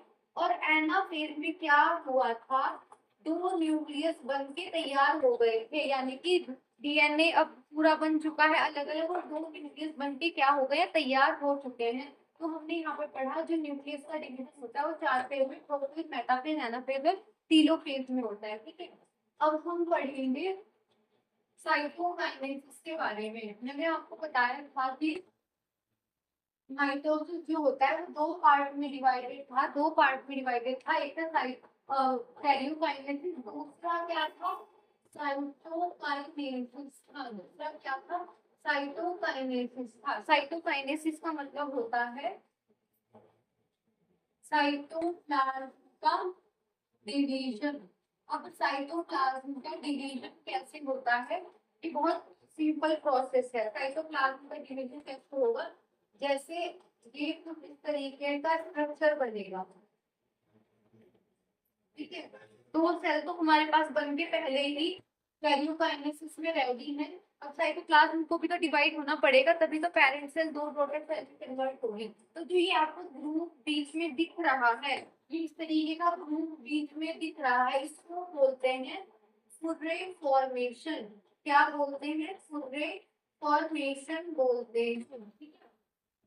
तो इस फुर्रे फॉर्मेशन से क्या हो जाएगा, साइटोप्लाज्म का डिवीजन हो जाएगा और दो अलग अलग सेल हमारे पास बन के क्या हो जाएंगी, तैयार हो जाएंगी। साइटोप्लाज्म भी डिवाइड है और न्यूक्लियस भी डिवाइड है, डीएनए भी डिवाइड है, सारी चीजें क्या हो चुकी है, डिवाइड हो चुकी है और सेल डिवीजन यहाँ पे क्या होता है, कंप्लीट होता है। हम इसका एक छोटा सा रिव्यू कर लेते हैं। मैंने आपने बताया था कि जो सेल डिवीजन होती है, सेल डिवीजन का मतलब होता है दो डॉटर सेल जब क्या होती है, पेरेंट सेल में कन्वर्ट होती है। दो डॉटर सेल का एक एक पेरेंट सेल का दो डॉटर सेल में क्या हो जाना, कन्वर्ट हो जाना, इस प्रोसेस को हम क्या बोलते हैं, सेल डिवीजन बोलते हैं। सेल डिवीजन क्या करते हैं, बोलते हैं। अब सेल डिवीजन के दो पार्ट थे, एक पार्ट था हमारा इंटरफेस, ठीक है, और एक पार्ट था हमारा एम फेज, ठीक है। इंटरफेस जो थी, इंटरफेस क्या थी, प्रिपरेटरी फेज थी। इंटरफेस क्या थी, प्रिपरेटरी फेज थी, यानी कि जिसमें सेल अपने आप को तैयार करती है डिवीजन के लिए। और एम फेज थी एक्चुअल सेल डिवीजन फेज, इसके अंदर क्या होता है, सेल का डिवीजन होता है, ठीक है। अब जो इंटरफेस थी, इंटरफेस में क्या थी, तीन पार्ट में इंटरफेस क्या थी, डिवाइडेड थी। पार्ट में इंटरफेस क्या थी, डिवाइडेड थी। इसमें सबसे पहला H1 फेज, दूसरा था यहाँ पे था G1 फेज, S फेज और G2 फेज। क्या था, G1 फेज, S फेज और G2 फेज। G1 फेज में क्या हुआ था, डीएनए का क्या हुआ था, डुप्लीकेशन हुआ था। डीएनए का क्या हुआ था, डुप्लीकेशन हुआ था, जो कि क्या था, मोस्ट क्रिटिकल टास्क था, मोस्ट क्रिटिकल टास्क था। डीएनए का डुप्लीकेशन यहाँ पे क्या हुआ था, जो वेब लाइक स्ट्रक्चर था वो इस तरीके से थ्रेड में कन्वर्ट हो गया था, जिसको हमने बोला था कॉइलिंग ऑफ डीएनए। क्या बोला था, कॉइलिंग ऑफ डीएनए बोला था। एस फेज में क्या हुआ था, एस फेज में हुआ था हमारा पहला था एनर्जी का प्रोडक्शन, पहला था एनर्जी का प्रोडक्शन, दूसरा प्रोटीन, हिस्टोन प्रोटीन फॉर्मेशन। दूसरा क्या था, हिस्टोन प्रोटीन फॉर्मेशन था। हिस्टोन प्रोटीन एक ऐसा प्रोटीन, केवल केवल एक ऐसा प्रोटीन है जो कि सेल डिवीजन में हेल्प करता है, ठीक है। G2 फेज में क्या हुआ था, organics replication, organic replication, organics replication except nucleus, यानी कि जितने भी ऑर्गेनिक्स थे, जैसे कि माइटोकॉन्ड्रिया था, लाइसोसोम लाइसोसोम था, वैक्यूल थे, सारे डबल हो गए। बट न्यूक्लियस यहाँ पे डबल नहीं हुआ था, न्यूक्लियस डबल हुआ था इसमें एम फेज में। हमने ये वाला पढ़ लिया। अब एम फेज जो थी, एम फेज भी दो पार्ट में क्या थी, डिवाइडेड थी। पहला इसमें था माइटोसिस, दूसरा था मियोसिस। क्या था, मियोसिस। तो जो माइटोसिस था, माइटोसिस में क्या हुआ था हमारा, माइटोसिस में जो पेरेंट सेल थी वो पेरेंट सेल जब डॉटर सेल में कन्वर्ट हो रही थी, तो इसमें क्रोमोसोम के नंबर क्या थे, सेम थे।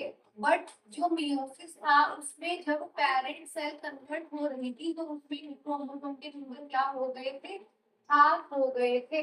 जो माइटोसिस था वो किसमें हुआ था, होल बॉडी में हुआ। और जो मियोसिस था वो केवल किसमें हुआ था, रिप्रोडक्टिव सेल्स में हुआ था। और इसको कौन करता है, जर्म सेल्स करती है। इसको कौन करता है, सोमैटिक सेल्स करती है। कौन करती है, सोमैटिक सेल्स करती है, ठीक है। हमने बोला था कि जो माइटोसिस था वो भी क्या था, दो पार्ट में डिवाइड था।